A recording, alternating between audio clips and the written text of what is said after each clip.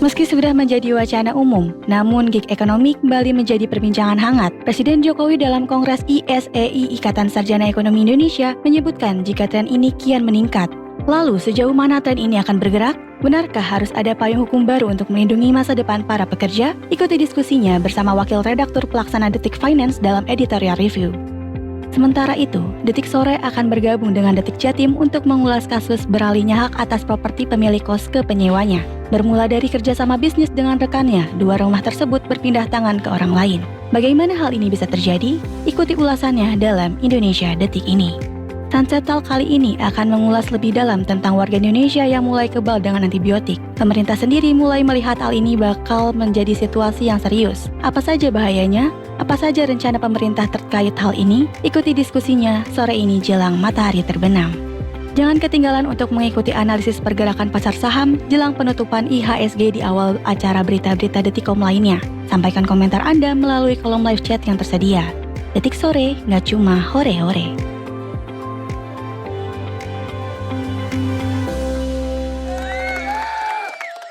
What's up, everybody? Wow. My mic is on the edge. On another age ya.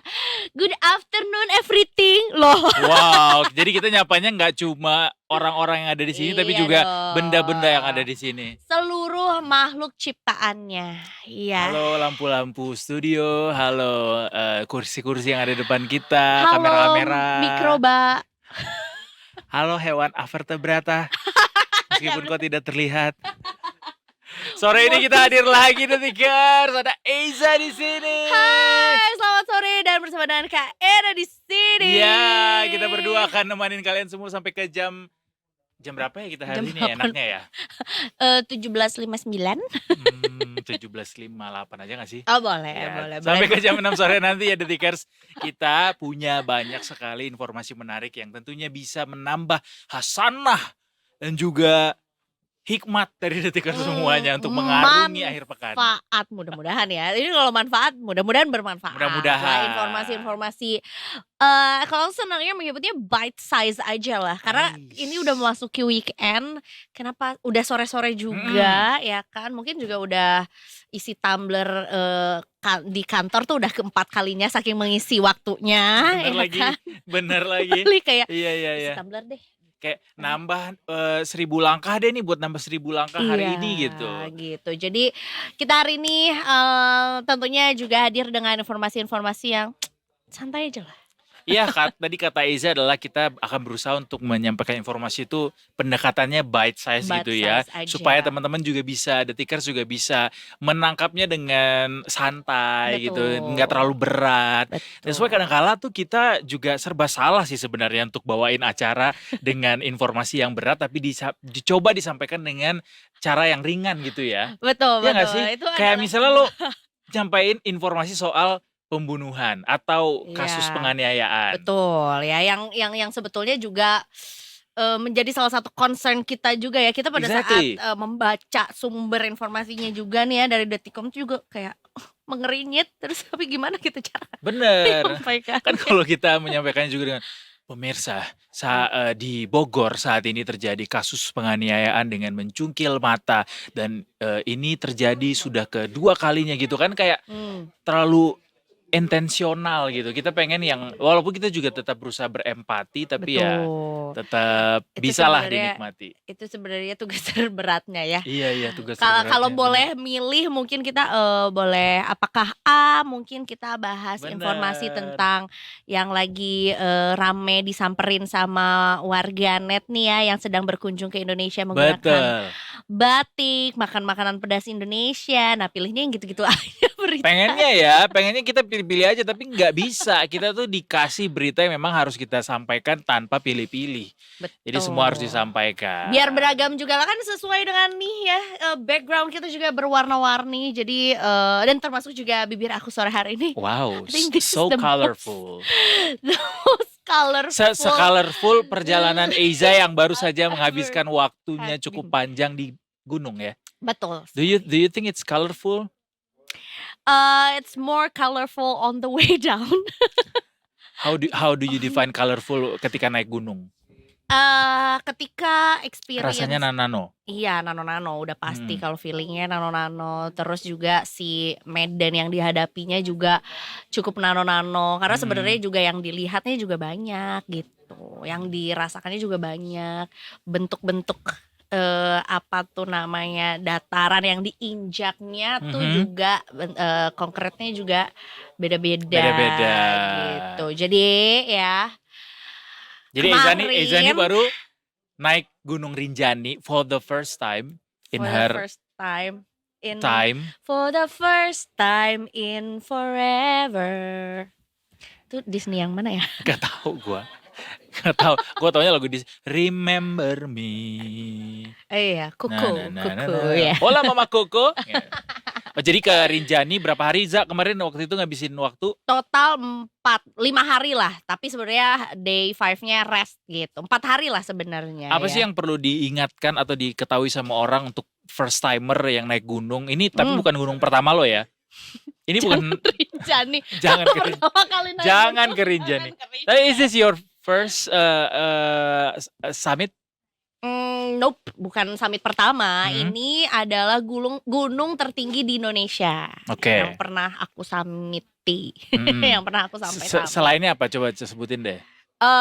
Mungkin banyaknya Jawa Barat ya, karena aku juga tinggalnya di Bandung dan sebetulnya Kabupaten Bandung Barat. Banyak Jadi sekali. aku deket banget sama gunung. Aduh, kok aku ini sih lupa? Ciremai.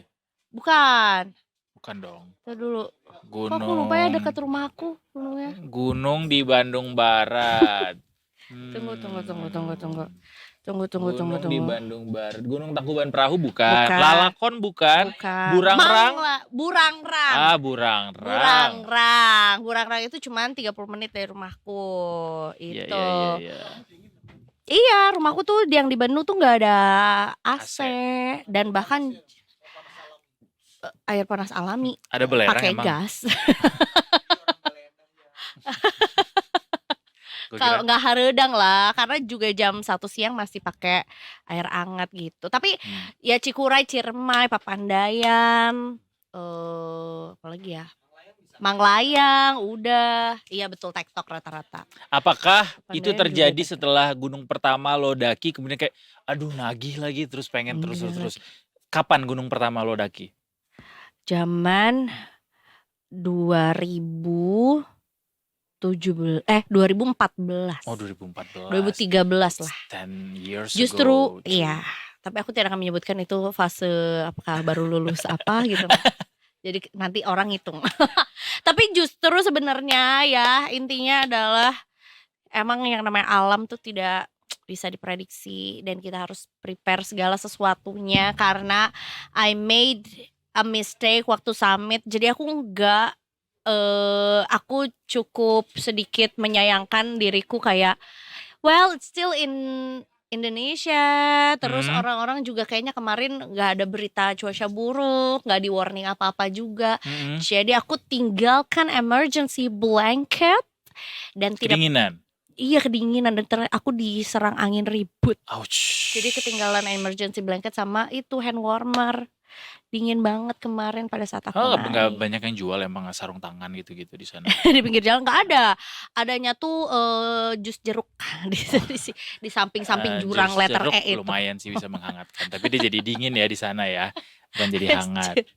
Gitu. Iya kan kata orang kalau misalnya ke destinasi wisata alam atau pokoknya ke alam tuh kita nggak boleh maksain alamnya. Justru kita yang harus beradaptasi dengan alamnya, bukan alamnya yang harus beradaptasi dengan kita. Betul. Sedang ngobatin pasiennya. Gue gak bisa ketawanya. Iya, kadang-kadang dalam hidup tuh memang harus ada yang ditertawakan, Detikers, nggak usah terlalu diseriusin ya. Termasuk ini juga kayaknya bisa kita ketawain nih walaupun lumayan bisa beratin kantong kita. Ada tarif tol lainnya yang akan naik, Detikers, yaitu tarif tol dalam kota.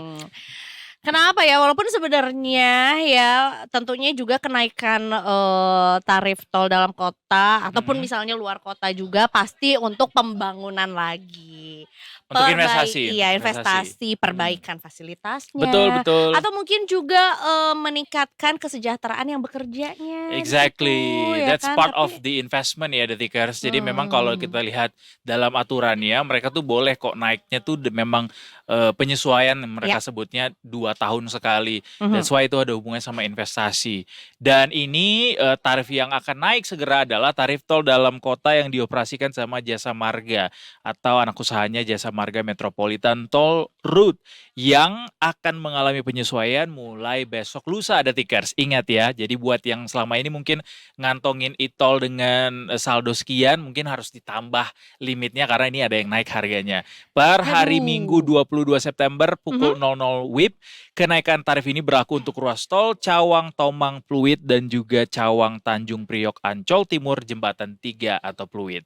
Dan disebutkan tarif ini penyesuaiannya sudah diatur dalam pasal 48 ayat 3 Undang-Undang Nomor 38 tahun 2004 yang mana daftar penyesuaian tarifnya berikut ini, The Tickers. Golongan 1 itu dari yang semulanya 10.500 jadi 11.000. Oke. Kemudian golongan 2 dan 3 dari yang awalnya 15.500 naik jadi 16.500. Dan juga golongan 4 dan 5 dari 17.500 jadi 19.000. Jadi sebenarnya kalau misalnya dibandingin dengan ya kenaikannya atau Mm-mm. penyesuaian harganya ini nggak nyampe 10% sih ya, tapi tentunya akan berpengaruh kalau misalnya punya usaha nih, karena Betul. kan seperti yang kita tahu juga kalau misalnya apa ya, driver ojol taksi online ya Mm-mm. kan, itu pasti kan bolak-baliknya cukup sering tuh. Atau Betul. mungkin yang juga memang harus commute-nya tuh daily gitu. Iya, yang bawa truk itu biasanya banyak tuh ngelewatin tol Iya, biasanya kan, atau betul memang yang betul. kerjanya di mana, rumahnya Rumahnya di di mana? mana, luar kota, ya butuh pakai mobil dan butuh tol. Kita tahu selalu tol dalam kota itu macet kalau Iya. pulang kerja. Jadi ya pasti ini juga cukup berpengaruh pada akhirnya ya, Betul betul. Tapi gitu. sebetulnya juga apakah ngaruh juga karena harga atau tarif tolnya naik, nggak lewat tol aja deh? Kayaknya nggak juga ya? Bisa juga sih. Bisa juga gitu Karena ya? kan tol itu sebenarnya adalah alternatif, Za. Iya. Dan karena since dia ada alternatif, jadi jalan utama masih bisa tetap dilewati. Cuma ya memang ada konsekuensi. Iya. Apakah jadinya lebih lama Betul. nyampenya Mhm. atau ya bayar lebih mahal aja dengan lewat tol. Walaupun tol juga dibilang lebih mahal juga lebih cepat nyampenya belum tentu sekarang ya. Karena Iya, emang tol betul. juga udah macet sekarang apalagi dalam kota. Itu dia ya. Jadi Makanya cari rumah yang dekat dengan tempat kerja sehingga nggak perlu bawa mobil jauh-jauh. kalau nggak salah kita juga di basement tuh masih ada ruang-ruang kosong ya. Bisa kita. Kayak tempat tinggal yang Korea itu loh. Oh si ini Yang Parasite. Iya, Parasite Iya. yang disekat-sekat Benar-benar. ruang-ruang itu. Kita sekarang bangun jalur transportasi aja udah bisa bawah tanah ya. Mm-mm. Kenapa nggak bisa kalau mau dibangun rumah di bawah tanah juga bisa. Jadi kita kayak trolls gitu. Kayak Kalau semut. Iya kayak semut bisa juga. Kayak rumah semut ya. Gitu. Ya itu tadi dia daftar tarif tol dalam kota yang Naik. akan disesuaikan Iya. ya, akan mengalami penyesuaian harga. Ada mulai lagi nggak yang hari mengalami Minggu. penyesuaian dalam waktu dekat? Tarif Apa ya? listrik? Tarif BBM? Waduh, Ada nggak? kayaknya belum ada ya. Belum ya. Sejauh ini sih yang mengalami penyesuaian tuh baru si tarif tol. Betul. Tapi biasanya ini adalah isu-isu yang akan selalu ada terus terupdate di akhir tahun, karena biar enak tuh mengumumkannya bahwa akan mulai melakukan penyesuaian di tahun depan. Iya. Iya Biar kan? seolah-olah tuh adalah sesuatu yang permisif gitu ya. Iya, jadi kita Kayak tuh tahun kayak depan kok, guys. dipersiapkan gitu, dipersiapkan untuk nanti tahun depan akan apa yang naik gitu. Biasanya janganlah. Tapi janganlah. Iya nih kita nih udah lama banget kita bombardir dengan era suku bunga tinggi dan sekarang udah mulai turun lagi kan, walaupun masih butuh penyesuaian waktunya. Tapi mudah-mudahan dengan diturunkannya suku bunga, ekonomi bisa mulai membaik lagi. Perang udah dikelarin aja. Terus nanti siapapun yang akhirnya terpilih sebagai presiden Amerika bisa menghentikan yang namanya berbagai macam perang dagang kah, perang sipil kah. Betul. Stop war, Betul, peace betul. out. Peace love and Kau, aduh ketahuan deh umurnya. Nah, Iya, iya. tentunya juga ini sebenarnya aku sih merasa mungkin akan ada hubungannya juga dengan si penyesuaian ini ya. Apakah Apa? sebetulnya juga investasi ini gitu Mhm. ya yang nantinya didapatkan dari tarif-tarif yang disesuaikan juga itu untuk nantinya bisa dinikmati atau dimanfaatkan pada saat 2045 Indonesia Emas. Oh, Ya nggak? pastilah. Ya Apa yang kan? kita lakukan hari ini adalah, Heeh. wujud manifestasi kita untuk di Nah, tahun-tahun mendatang pasti ya. jadi ini juga sebetulnya ya mengenai yang kita selalu gadang-gadangkan yaitu adalah visi Indonesia Emas 2045. Yo. Ini juga yang sudah ditetapkan secara resmi melalui Undang-Undang Nomor 59 Tahun 2024 tentang Rencana Pembangunan Jangka Panjang Nasional atau RPJPN tahun 2025 sampai 2045. Ini tuh akan jadi pedoman pemerintah untuk menyusun program-program strategis dan pastinya juga program-program pemerintah ini harus didukung dengan adanya modal. Tentunya. Dari mana? Dari kita. Dari Semua. kita untuk kita oleh kita, kan demokrasi ya. Betul, dari kita semua maksudnya ya. Betul, kita semua. Ya. Dan ini baru saja ditekankan oleh Presiden Joko Widodo juga pada 13 September 2024 lalu. Mhm. Dan RPJPN ini memang kan disusun selama 20 tahun sekali juga gitu dan akan habis di tahun di Desember ini gitu ya. Nanti mungkin juga pasti kan akan keluar evaluasinya ya. Apakah Betul. sebetulnya sudah tercapai tuh Iya, RPJPN sudah berjalan di tuh. track yang benar kah? Betul, mana-mana saja yang checklist gitu. Di checklist gak sih? Menurut gua ada yang jatah tugasnya checklistin ya. Iya. Kayak ini udah nih. Ya, Ini udah. atau setidaknya secara presentase mungkin kalau misalnya belum Iya. tercapai ya kan program-programnya juga ada yang skalanya mungkin Kecil, menengah, panjang gitu gitu. Iya, jadi memang ada tahap-tahapnya ya Zaya. Betul. Nah, ini juga dalam lampiran UU tersebut, transformasi ekonomi secara bertahap ini akan mengubah struktur ekonomi Indonesia dari yang berbasis komoditas bernilai tambah rendah, jadi industri yang bernilai tambah tinggi, didukung oleh teknologi dan inovasi, jadi juga bisa lebih produktif, efisien dan juga berdaya saing tinggi. Gitu. Dan akan ada rencana-rencana lainnya juga yang akan dilakukan hingga 20 tahun ke depan. Nanti perekonomiannya akan beralih dari berbasis keunggulan komparatif menuju keunggulan kompetitif dari kegiatan ekonomi ekstraksi menuju kepada kegiatan ekonomi bernilai tambah gitu. Jadi ada step by step. Jadi kan sebenarnya kalau ngomongin soal 20 tahun tuh panjang bener tuh itu ya. panjang tapi Ya nggak kan? sadar itu bisa secepat itu berlalu juga sebenarnya. Betul. Let's take a look back at 2004 itu berarti 20 tahun yang lalu kan. Lo ngerasa gak kayak 2004 tuh kan kayak baru awal munculnya Ratu. Terus itu udah 20 tahun yang lalu. Padahal kita kayak mikirnya Ratu tuh baru kemarin deh kayaknya munculnya gitu. Kalau harus Ratu ya.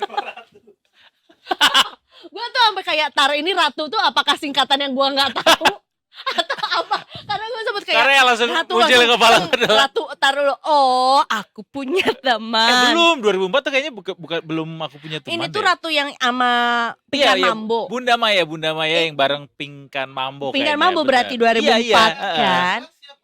Oh, aku suka kamu iya suka bener. sudah jangan dengan Harajuku style. Betul. Ngerasa gak kayak itu tuh kayak baru hair. beberapa tahun yang lalu deh, tapi ternyata udah 20 tahun udah selama itu Gue gak gitu. merasa beberapa sih. Gue ngerasa sih. So, ada 2 jenis ratu. Satu lagi Yang pertama adalah ratu bersama dengan Bunda Maya. Yang satu abon.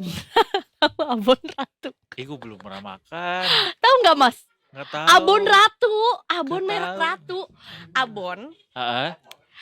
Abon yang dia tuh sachet. Iya. Warnanya coklat, dia disobek pas dibuka ada isinya abonnya pakai plastik bening. Gue abon nggak beli yang semua ini kalau umat. abon sasetannya, bukan merek Ratu. Kalau keleng fancy amat. Ini mah yang plastik, Mas. Yang common, ya nggak sih? Kita sebagai yang ini masyarakat biasa aja. Travel size ya. Iya, tapi itu juga lama sih abisnya. Iya. Tergantung sih. Apakah kita Perkara makan Ratu abon nih. setiap hari? Perkara Ratu. Itu Tapi beneran Fun 20 tahun size. yang lalu tuh nggak berasa menurut gua ya. Iya, iya, iya. Maksud gua tidak selama itu gitu. Kita oke lah 2004 tuh udah cukup lama, tapi nggak kebayang bahwa itu adalah 20 tahun yang lalu gitu, 2004 tuh. Bahkan sebenarnya mungkin aku 2004 tuh belum ada kesadaran penuh ya. Karena kan masih SD. Belum Oh, melek, iya. bahkan aku aja tuh kayak Belum nggak aku sepertinya hidup apa enggak sih di dunia ini iya, gitu. trying to recall kayak 2004 SD kelas 3. Wah, aku Kelas sih 4, masih kelas TK 3. sih Ah. di situ. Baru masuk SD lah. Bukannya udah bisa Masa- nyoblos. Itu beliau. Itu beliau. Iya, mungkin ya. 2004 ya, udah pemilu ya di situ ya. Udah Oke. 2004 udah pemilu. Udah 2004 udah pemilu. Kita jelang bersama 20 tahun lagi itu sampai menuju Indonesia Mas ya, bukan cemas ya. Sambil kita jelang itu, kita jelang juga market review jam 4 sudah kita masuki. Oh iya, Radikers, udah jam kita akan menuju ke market review bersama dengan investasiku. Sesaat lagi, tapi kita punya sentimen-sentimen yang untuk jadi pengisi sore hari ini. panduan kita sore hari ini. Apa dia? Ini dia.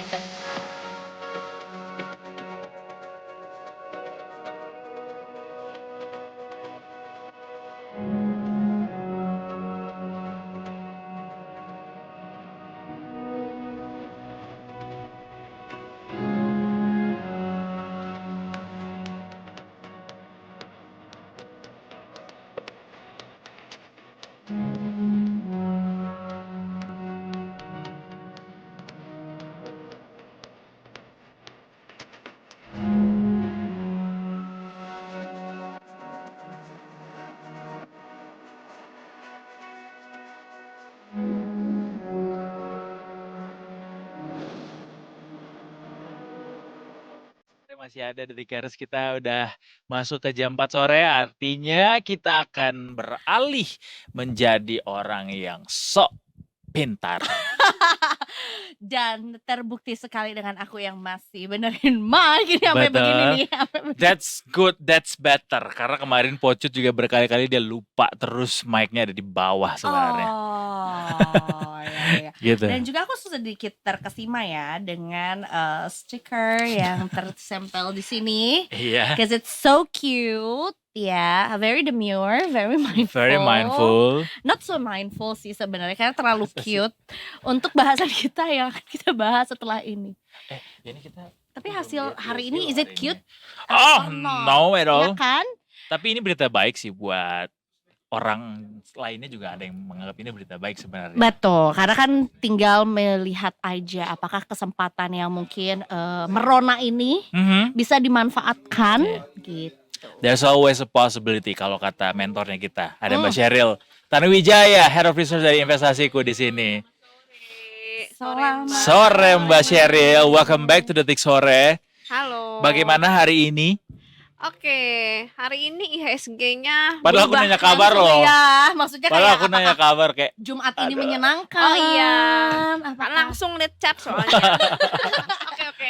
Hari ini pastinya menyenangkan ya, semakin dekat dengan weekend. Betul. Oh iya, betul sih.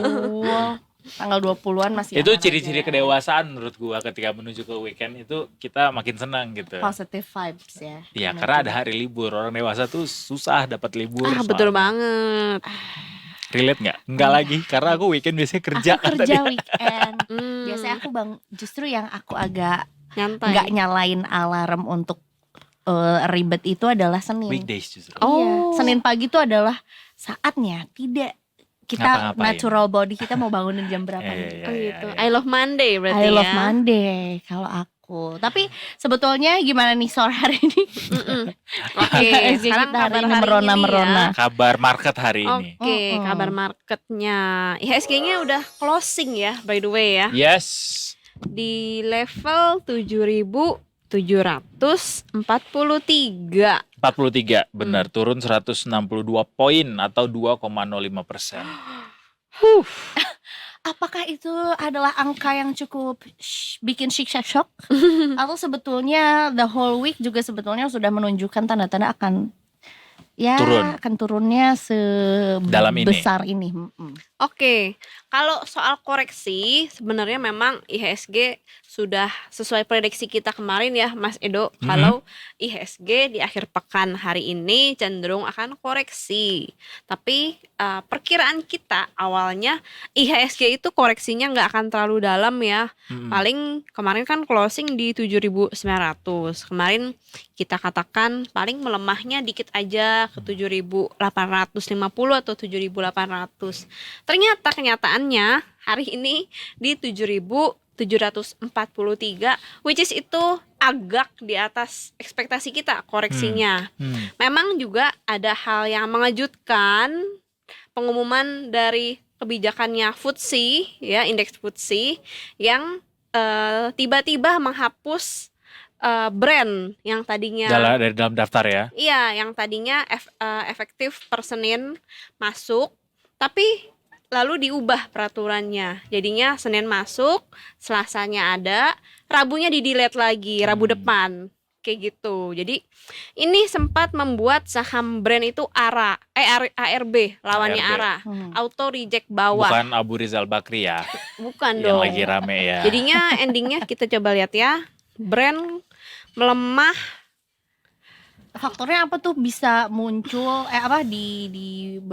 muncul abis gitu di delete lagi dalam waktu yang cuman Sangat singkat. sehari Yes.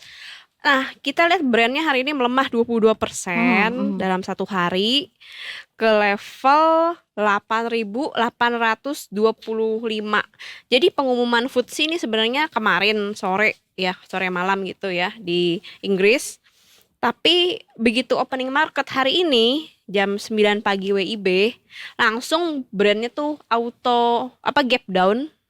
Kemarin kan closing di 11.000. Langsung opennya tuh gap down di 10.200.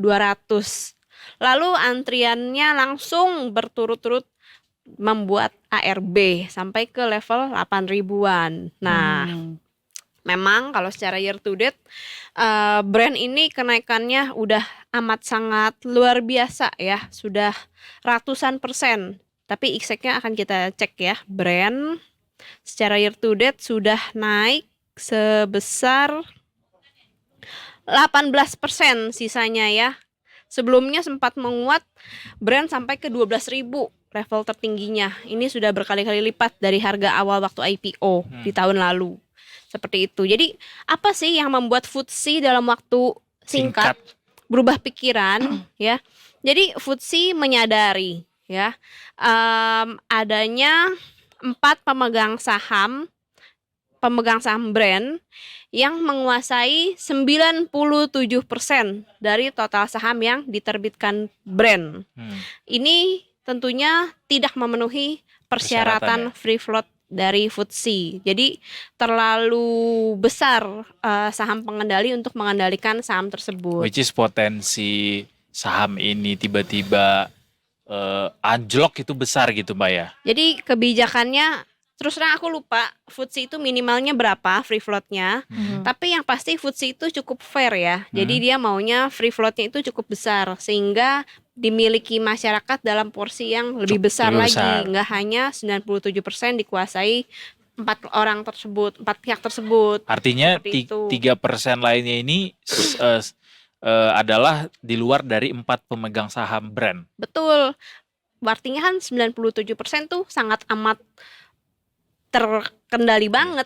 Tapi 4 pemegang saham ini yang menguasai 97% ini adalah direksi brand atau ya termasuk dari manajemennya brand ya. Manajemennya brand ya. Nah, lalu dari pelemahan brand tersebut ini merembet semua ke saham-saham lain yang tergabung di grup Barito. Jadi kita lihat selain sektor infrastruktur yang merupakan induknya si brand, sektor bahan baku yang berisikan BRPT, TPIA dan saham-saham saudara-saudara si brand ini juga ikut terkoreksi signifikan.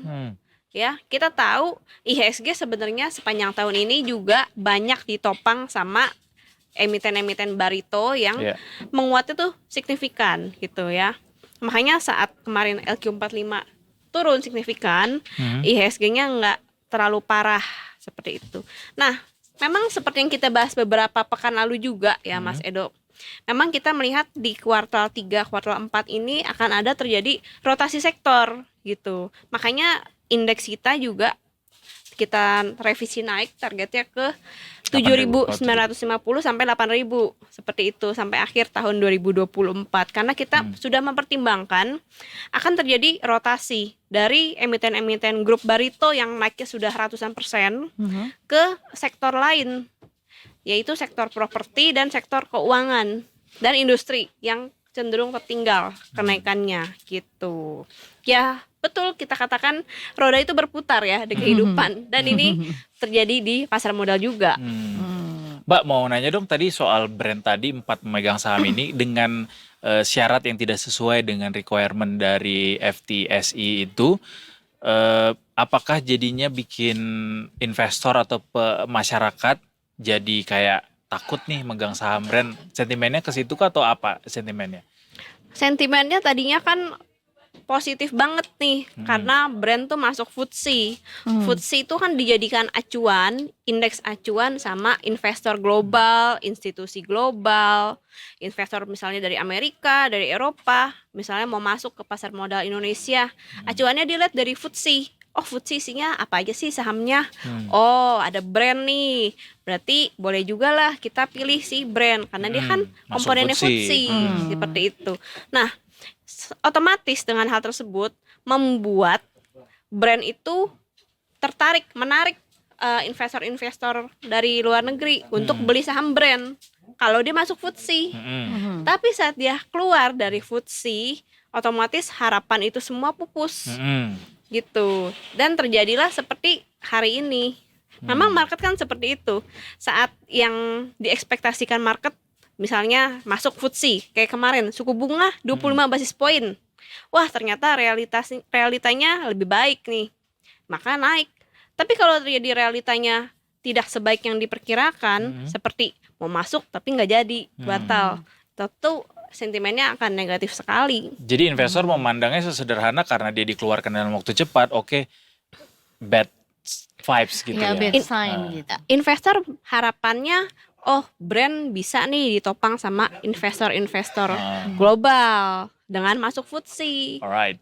Tapi karena dia tidak jadi masuk FTSE, ya pupuslah harapan itu. Seperti itu. Pupus deh jadinya. Seperti lagu Dewa. Gimana lagunya? Nyanyi. Langsung Pupus kayak, gimana sih? Aku bukan ya? Itu Riri itu Salah Hati salah ya? hati. Aduh Pupus gimana sih guys Tunggu ya, lagunya? Taruh. Pupus. Bentar ya Mbak Sheryl ya. Kita iya, tuh aku biar juga lagi mengingat-ingat jadinya. apa ya? Coba Mbak Sheryl ingat gak? Aku tambah ngerti yang kalau Aku baru Oh iya oh benar. iya. sadari. Cintaku bertepuk sebelah Sebelah tangan. tangan. Jadi kayak cintanya Brand dan FTSE. brand dan FTSE itu bertepuk sebelah tangan. Betul. Ternyata kamu cuma butuh aku sehari. di PHP ya. Di PHP. Iya, enggak kayak kamu tuh muncul, giliran aku mau, kamunya cabut. Aduh, Ya itu Gemini kan. banget Betul lah banget. gitu. Kamu Gemini ya? Tiba-tiba tawa saya meledak. I can feel that. Seriously? Iya. Irma Gemini. Hati-hati lo tiba-tiba ditinggalin. Enggak, sama Kak Irma. Edo kamu Gemini kan? Gemini Juni kan? Enggak. Kok Salah enggak? lagi. Oh, salah. Enggak salah lagi. Oh, enggak salah lagi. Gimana? Jadi baiknya untuk para Gemini tuh berinvestasi. Ada nggak sih Mbak ininya analisis berdasarkan zodiak kayak zodiak ini cocoknya invest di mana gitu? Ada nggak? Pernah nggak Atau- kepikiran itu? Karena sebenarnya ada pun kalau enggak sesuai dengan profil atau karakteristik dia suka resiko atau enggak gitu. Iya, Ya, gitu-gitu. betul banget tuh. Sudah terjawab dengan Pakai baik. pendekatannya Sama. itu ya. Iya. Iya, Karena kan kalau aku betul. sih takut resiko kan. Iya. Betul. Jadi Nah, konvensional aja. kayak misalnya Gemini, apakah semua Gemini takut risiko? Hmm. Belum tentu juga kan. Atau Nah. mencari risiko. Jadi nggak bisa diukur berdasarkan zodiak juga ya pada akhirnya. Ya? Nggak bisa. Harus orang. Iya. Kenapa brother? Oh iya siap. Oke. Gua nggak bisa melihat apa yang ada di raut mukanya karena nggak pakai kacamata. Yes. Selamat sore. Siapa nih? Ibda Syahra. Halo, selamat sore. Halo, selamat sore. Selamat sore Ibda Syahra. Wah. Di sini ada Mbak Sheryl, ada Eiza dan juga ada saya Eduardo. Halo. Halo, selamat sore Edo Eja dan juga Mbak. Aduh, sorry, Kak Sheryl. Iya, Sheryl. Mbak. Oh, Mbak Nah. Sheryl. Iya. Halo, Wow, happy almost weekend Oh. karena kan belum selesai jam kerjanya, jadi belum bisa kita Betul. selebrasi sebagai fully weekend gitu. Tapi so far gimana hari Jumatnya, Ibda Syahra? Hari Jumatnya tetap semangat. Selalu sih semangat sih. Harus kalau itu mau Senin, mau Rebo malam. Iya, nggak pernah. Kalau nggak semangat nggak mungkin beliau ada di tengah-tengah jalan nih sekarang. Betul. Begitu Karena semangatnya. everyday is good day. Every day is a good day. Ngopi. Ngopi dong. Ngopi dulu dong. Ngopi good day. Ibda Syahra, kita Ibda- punya pantun. Tapi nanti habis Ibda Ya. Syahra laporan. Sekarang boleh laporan dulu kali. Boleh. Silakan. Oke. Oke, baik, terima kasih rekan-rekan di studio dan selamat sore dengan saya Ibda Syahara. Dari NTMC Korlantas Polri pada sore hari ini akan mengajak Anda untuk memantau situasi arus lalu lintas terkini. Berdasarkan situasi arus lalu lintas terkini dapat kita lihat bersama bahwasanya untuk kondisi arus lalu lintas dari arah Kampung Melayu yang akan menuju ke arah Senen pada sore hari ini sudah tampak terjadi peningkatan volume kendaraan yang cukup signifikan. Dan pada saat ini di kawasan ini didominasi oleh kendaraan pribadi, roda 2 dan juga roda 4. Kemudian untuk arus lalu lintas dari arah sebaliknya, yaitu dari arah Senen yang akan menuju ke arah Kampung Melayu ataupun Jatinegara pada sore hari ini juga tampak sudah mulai ramai. Ketersendatan menjelang traffic light dengan antrian sepanjang 200 meter ke belakang. Selepasnya kendaraan melaju dengan kecepatan berkisar 10 sampai dengan 20 km per jam. Namun jangan khawatir, Detikers, bahwa saya pada sore hari ini juga sudah ada petugas kami yang sedang berjaga di lapangan untuk membantu kelancaran arus lalu lintas di kawasan ini. Kemudian untuk arus lalu lintas dari arah Pramuka yang akan menuju ke arah Jatinegara pada sore hari ini terpantau masih terbilang lancar. Kemudian untuk arus lalu lintas dari arah Manggarai yang akan menuju ke arah Pramuka pada saat ini terpantau ramai, namun juga masih terbilang kondusif lancar. Kami mengucapkan terima kasih kepada Anda para pengendara yang telah berhenti di belakang garis stop dan tetap melakukan hak pejalan kaki. Dan bagi Anda para pejalan kaki yang hendak menyeberangi kawasan ini, Anda bisa menggunakan fasilitas zebra cross atau Anda bisa menggunakan fasilitas JPO atau jembatan penyeberangan orang untuk menyeberangi kawasan ini. Kemudian kami juga mengingatkan kembali bahwasanya bagi Anda para pengendara roda 4 di kawasan ini juga menerapkan sistem ganjil genap, maka hanya kendaraan berplat nomor genap saja yang dapat melintasi sekitar kawasan ini. Untuk kendaraan berplat nomor ganjil dapat mencari jalan alternatif lainnya. Kemudian kami juga menginformasikan bahwasanya bagi Anda para pengguna jalan roda 2 untuk selalu menggunakan helm yang berstandar SNI demi keselamatan diri Anda pribadi maupun pengendara lainnya. Dan juga kami tak lupa mengingatkan bagi Anda para pengguna jalan roda 4 harap untuk menggunakan safety belt dan tidak menggunakan ponsel saat berkendara. Kami dari pihak polisian juga selalu menghimbau kepada Anda para pengendara, pastikan surat-surat kendaraan Anda dalam keadaan yang lengkap sebelum melaksanakan perjalanan. Dan Detikers, bagi Anda yang ingin mengetahui seputar informasi arus lalu lintas terkini, Anda bisa menghubungi layanan call center kami di 1569 ataupun SMS center di 9119. Sepelanggaran kecelakaan keselamatan untuk kemanusiaan, inisiatif dan salam presisi. Demikian Ibda Syahra melaporkan kembali bersama dengan rekan-rekan di studio. Silakan. Beli terasi di Jatinegara. Cakep. Terima kasih Ibda Syahra. Wow, pasang bendera pakai paku. Cakep. Ibda Sama-sama. Syahara, idolaku. Widih. 1, 2, 3 dan 4. 5, 6, 7, 8. Sekarang hari Jumat. Nanti Nanti malam kita jalan. Nih. Kita jalan jangan.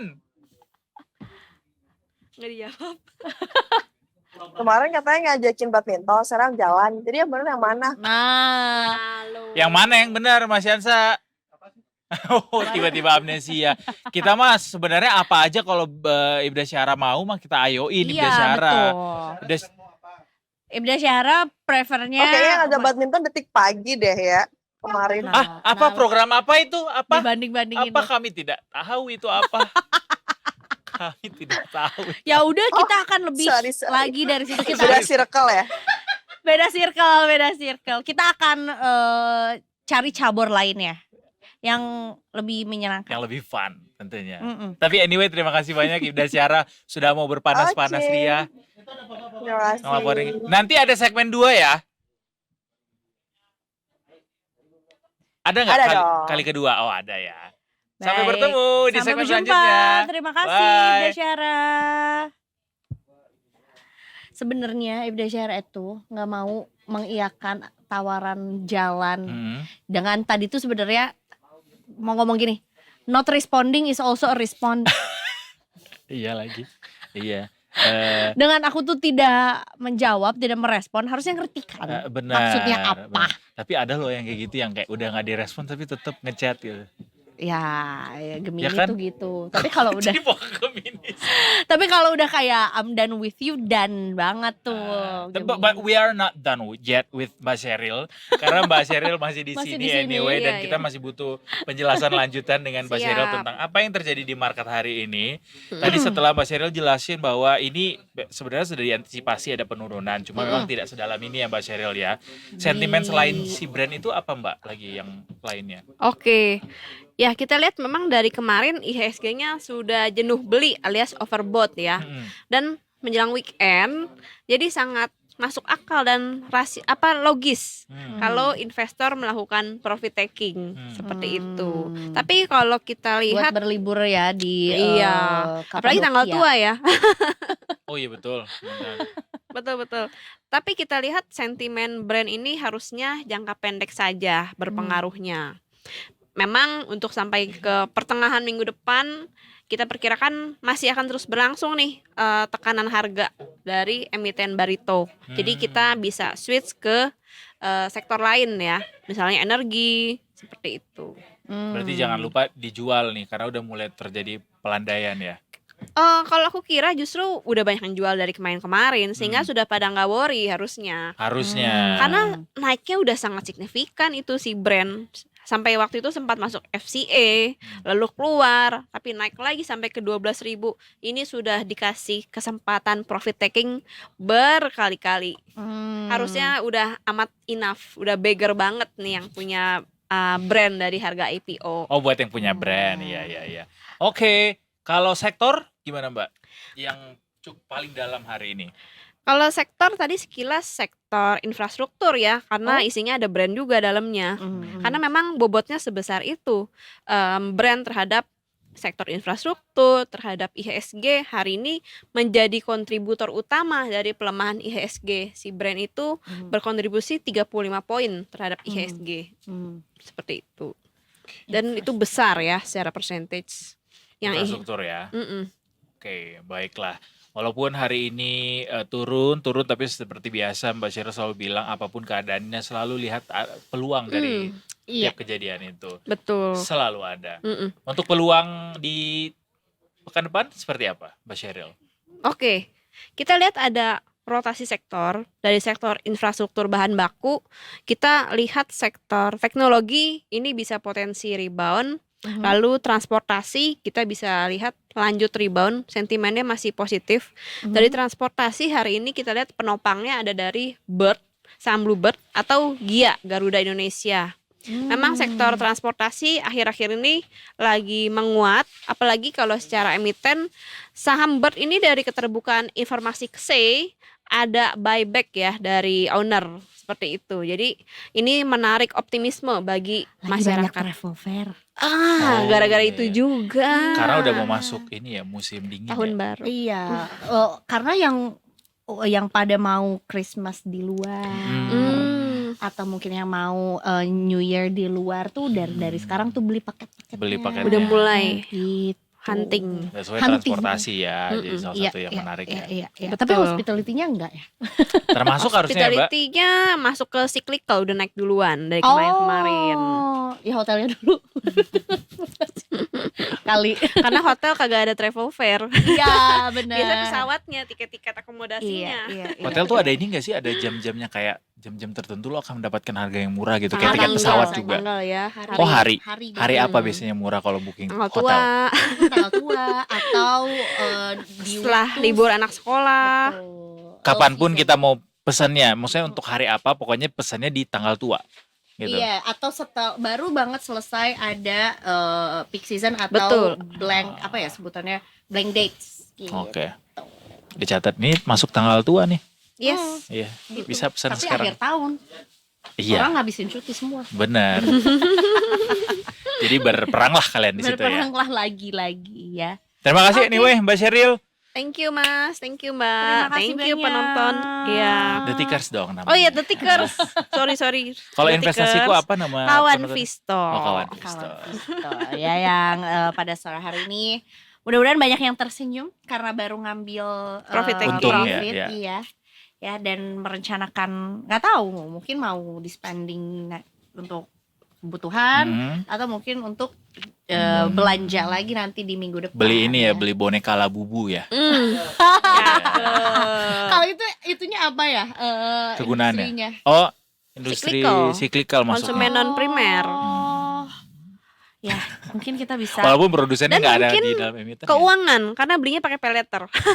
Waduh, ya bisa lagi ya, bisa jadi beli pay letter bank. Masa ngantrinya 17 jam perkara Padahal harganya Itu. jutaan loh itu. Nah, itu dia jutaan harganya. Ya, Nggak menurut- harga murah loh. aslinya enggak. Menurut gue BPS salah kasih data sih kemarin yang soal kelas menengah tuh turun kelas. Iya, benar. Malah makin benar. banyak kayaknya kelas menengahnya. Sampai antri. Itu iPhone 16 katanya nggak ada perubahan segala macam, tetap ngantri di Malaysia, Singapura, Apple Store-nya. Sorry aku udah pakai duluan. Uy. Ini kan Oh gitu ceritanya iPhone 16. Padahal mirip sih Sama kan? belakangnya. Iya, iya. ini kan kameranya dua. Iya, ini. kameranya dua. Sorry ya, gue duluan ya. Stop. Lo mewakili Detik Sore ya? Bahwa kita update. Oke, Terus kayak Detikers. kok kayak familiar. Kan yang nggak diganti bertahun-tahun. iPhone 16 fresh from the oven. Tadi baru dapat dari Malaysia. Soalnya di Indonesia belum ada Apple Emang, Store. emang Malaysia udah duluan rilis di sana. Udah. Iya. Official. Sama Singapura. Mereka punya Apple Store, kita nggak punya. Iya sih, kita kan baru authorized retailer Iya ya. betul. Mm-mm. Udahlah. Oke, Kok Detikers, simpan duit Anda untuk pekan-pekan selanjutnya. Kita akhiri dulu segmen market review ini. Habis ini kita mau ke editorial review. Kita akan bahas lagi-lagi soal ekonomi. Kali ini soal gig ekonomi. Yes, jadi yang mungkin merasa kayak udah bosan menjadi budak korporat, tunggu dulu. Simak dulu setelah ini. Simak ini. Apakah mungkin akan jadi kayak budak korporat aja? Atau aku mau jadi pekerja gig. Ah, Sesaat lagi, ya. cuma di Detik Sore. Gak cuma. Hore, hore. Hore, hore.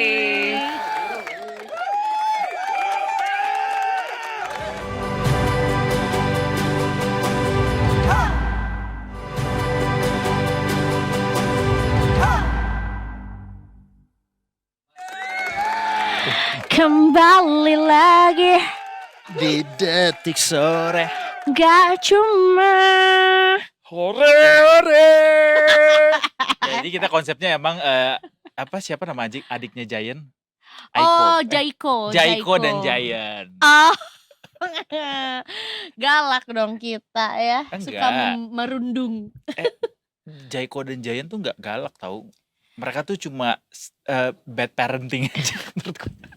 Itu juga lagi rame ya mengenai Iya, bad kayak parenting ya. how parents should parenting. React to something like that gitu ya. Kita tapi nggak mau bicara soal parenting sih Detikers. Yes, Kita akan ini- bicara soal Ini Eza. juga yang nggak kalah penting. Betul. Daripada bad Parenting. parenting. Ya. Iya. Karena ini menyangkut juga profesiku Heeh. selama kurang lebih 1 tahun 5 bulan terakhir. How was it menjadi seorang gigster? Wah, emang gigster sebetulnya. Gigster nggak ya? Karena kan gig ekonomi. Kita nih mau Iya. bahas gig ekonomi The Iya, Pickers. iya, iya, iya. Dan kata dasarnya mestinya gig ya. Dari gig. Nah. Iya, memang. Dan yang di- gue tahu sebenarnya gig itu kayak ayo pergi nge-gigs yuk Iya, gitu betul. kan. Ke Kayak konser-konser biasanya. Oh iya, atau enggak kayak pop up event gitu lah. Betul. Sebenarnya dan bener lagi. Kerjanya di Ke event. pop-up event ya. Di How was event it? juga. Bagaimana rasanya menjadi seorang Was Kerja gig. rough Mm-mm. for the first 6-7 months, Mhm. but it's been so good for the past I don't know a year, Mm-mm. and I'm enjoying it. Walaupun sebenarnya deg-degannya tiap hari. Jadi The Tickers nih ya, kerjaan aku memang serabut. Ya gig ekonomi emang begitu ya. Iya, iya. Serabutan Sebenarnya kerennya adalah freelancer. Mm-mm. Bahasa Indonesia yang benernya adalah pekerja lepas. Mm. Nah, di lapangan ya serabutan. Walaupun sebenarnya serabutan itu nggak necessarily serabutan sih, Iya. lebih kayak serabutan tuh kan kerjanya, tapi sebenarnya profesi itu tidak memberikan pekerjaan yang bikin lo serabutan sebenarnya. Mm-mm. Kerjanya karena dibilang serabutan karena kayak kesana kemari gitu Betul. kan. Dan juga tidak ada, maksudnya kayak secara tempatnya berpindah-pindah, secara waktunya, secara panjang kerjanya, Iya. lama kerjanya juga berubah-ubah, berganti-ganti tergantung Artinya kalau dimanage dengan baik harusnya bisa sama atau bahkan lebih baik daripada pekerja yang non gig gitu. Betul, Ya tapi kan? sebetulnya juga, nah yang bikin deg-degan dan pengen aku tanyakan juga sore hari ini adalah Mhm. bagaimana nih jangka panjangnya untuk para gigster, karena kan tidak ada yang siapa yang nanggung aku ketika ada resiko pekerjaan yang aku harus hadapi, siapa yang bisa menjamin keselamatan dan kesejahteraanku. Ada yang mau jawab? Ini pertanyaannya Eiza. Mungkin ada yang mau jawab, tulis di komen ya. Siapa tahu. Terus jawabannya adalah Sini aku aja yang tanggung gitu. Ada yang bilang enggak, gitu. bukan. Apa? Bapakmu. Kalau orang yang di depan kita juga termasuk yang akan menanggung nggak ya? Mau nggak menanggung? Waduh. Ya bener. Agak panjang nih kita soalnya introduction-nya gitu. Kita akan ngobrol soal gig ekonomi ini bareng sama Detik Finance, Detikers, dan di depan Yes. kita udah ada Mas Bung Hans. Jadinya Mas atau Bung nih? Mas Bung. Mas Bung Hans. Mas Ya. Bung. Atau lo mau dipanggil kakak nggak? Kakak Hans. Apa aja bisa Apa lah. aja bisa. Ya, masuk lah. Gimana nih Bang Hans, ini gig ekonomi Iya. baru disinggung lagi Iya. sama Pak Jokowi. Iya. Katanya ini berbahaya, orang-orang tuh sekarang lebih banyak mengandalkan pekerja independen atau pekerja lepas daripada yang tetap ya. lah. Iya, iya. Jadi memang cukup mengejutkan kemarin Pak Jokowi di depan acara Ikatan Sarjana Ekonomi Indonesia. Jadi dia menyampaikan 3 tantangan yang bakal dihadapi dunia termasuk Indonesia. Salah satunya gig ekonomi. Mhm. Nah, cukup menjadi istilah baru juga. Mhm. Sebelum orang dengar gig ini apa sebenarnya ya. Mhm. Nah, di situ Jokowi sampaikan ini terkait dengan pekerja serabutan atau pekerja kontrak. Kalau Pak Jokowi pakai terminologinya itu ekonomi serabutan. Hmm. Nah, ini Lo yang bisikin Pak Jokowi ya? Sama tuh. Ekonomi serabutan tadi lo bilang serabutan juga. Iya juga Iya. ya. Karena memang di lapangan mungkin iya itu yang sering disebutkan dibandingkan dengan gig ekonomi sebagai istilah baru Iya, gitu. benar. Jadi memang kenapa Pak Jokowi itu menyampaikan itu karena belakangan setelah COVID itu trennya semakin meningkat. Mhm. Perusahaan itu cenderung tidak mau membawa merekrut sebagai karyawan tetap, Mhm. tapi lebih memilih untuk jadi pekerja kontrak atau di dalam istilah Undang-Undang Cipta Kerja itu PKWT. Hmm. Eh, Pekerja pekerjaan waktu Paruh waktu. tertentu. Dengan Paruh waktu paruh tertentu. Paruh waktu tertentu. dengan pekerjaan waktu tertentu. Nah, disinilah yang sering kali disuarakan oleh para pekerja atau para buruh, khususnya pada saat 1 Mei, segera hapuslah, Hmm. angkatlah jadi pekerja tetap, karena perlindungannya itu jauh lebih kecil ketimbang jadi karyawan tetap. Hmm. Nah, Betul. gitu. Nah, cuma di sisi lain perusahaan itu cenderung memilih pekerjaan yang kontrak, mencari pekerja kontrak ketimbang mengangkat menjadi karyawan tetap Mhm. Mhm. dengan alasan situasi ekonomi. Mhm. Dampak COVID ini belum mereda, Hmm. begitu. Jadi masih butuh perjuangan yang lebih untuk sampai bisa disebut sebagai pulih, begitu. Jadi untuk menyelamatkan kondisi keuangan perusahaan, udah cari saja pekerja kontrak karena lebih murah. Begitu. Karena kan sebetulnya dengan merekrut pekerja kontrak jadinya tidak perlu mendaftarkan ke Asuransi, asuransi, itu dia. kemudian tidak ada juga dana pensiun, jaminan-jaminan lainnya ketenaga juga. kerjaan. Banyak penghematan perusahaan. Penghematan Iya. perusahaan itu di sisi ya apa ya? Pertimbangannya ya. Pertimbangan dari yang merekrut lah gitu. Tapi kayaknya dari yang coba gua pahami apa yang disampaikan Pak Jokowi, ini bahasnya soal konteksnya adalah ojol ya, lebih ke ojol ya. Is it? Kalau ojol itu apa ya? Sekarang ini lebih ke sektor informal pekerjaan. Jadi pekerjaan sektor informal yang paling banyak menyerap paling banyak menyerap tenaga kerja. Namun dia tidak masuk di dalam konsepnya gig ekonomi itu. Oh ya? Gig ekonomi itu lebih kepada lo jadi pekerja kontrak nih. Terusan kerja kontrak. Kan kalau se-hire. supir-supir atau driver-driver ojek online ini Online, atau taksi online ini kan juga masuknya sebagai mitra, Mitra. tidak sebagai pekerja tetap gitu. Pekerja tetap, Sehingga jatuhnya ya pekerja lepas juga sebenarnya. Tergantung seberapa rajin lo menjemput penumpang lu gitu. Cuma yang dimaksud Pak Jokowi kemarin tuh lebih kepada perusahaan meng-hire karyawan tapi memasukkan mereka sebagai karyawan kontrak. Jadi Kalau bukan di kontrak. hospitality juga ada tuh Iya. sebutannya daily worker. Daily worker. Iya, Iya. gitu yang memang hanya dibutuhkan pada saat let's say misalnya high season aja gitu atau mungkin di saat tahun baru aja gitu. Berarti ini banyak maksudnya yang dibahas adalah pekerja-pekerja lepas ini yang ya apa ya? Apakah bisa dilihat dari pendekatannya dari sisi pendidikan atau gimana? Lebih ke pendekatannya lebih ke kondisi perusahaan.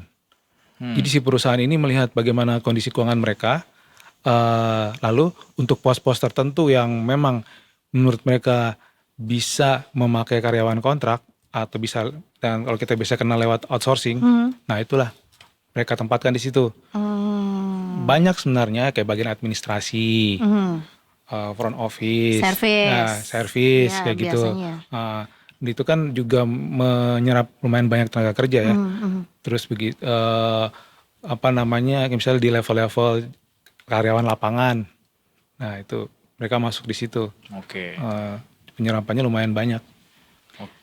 Berarti sebetulnya apa sebetulnya yang ditakutkan sama Pak Jokowi nih kalau misalnya si tren ini terus-terusan terjadi, dan bahkan sebenarnya kalau misalnya perusahaan tuh sebetulnya dalam kondisi yang baik-baik saja nih, tapi sebetulnya lebih menguntungkan bagi mereka kalau misalnya memang ya kalau bisa daily worker aja atau mungkin freelancer aja, kenapa harus mengangkat menjadi karyawan tetap gitu. Iya.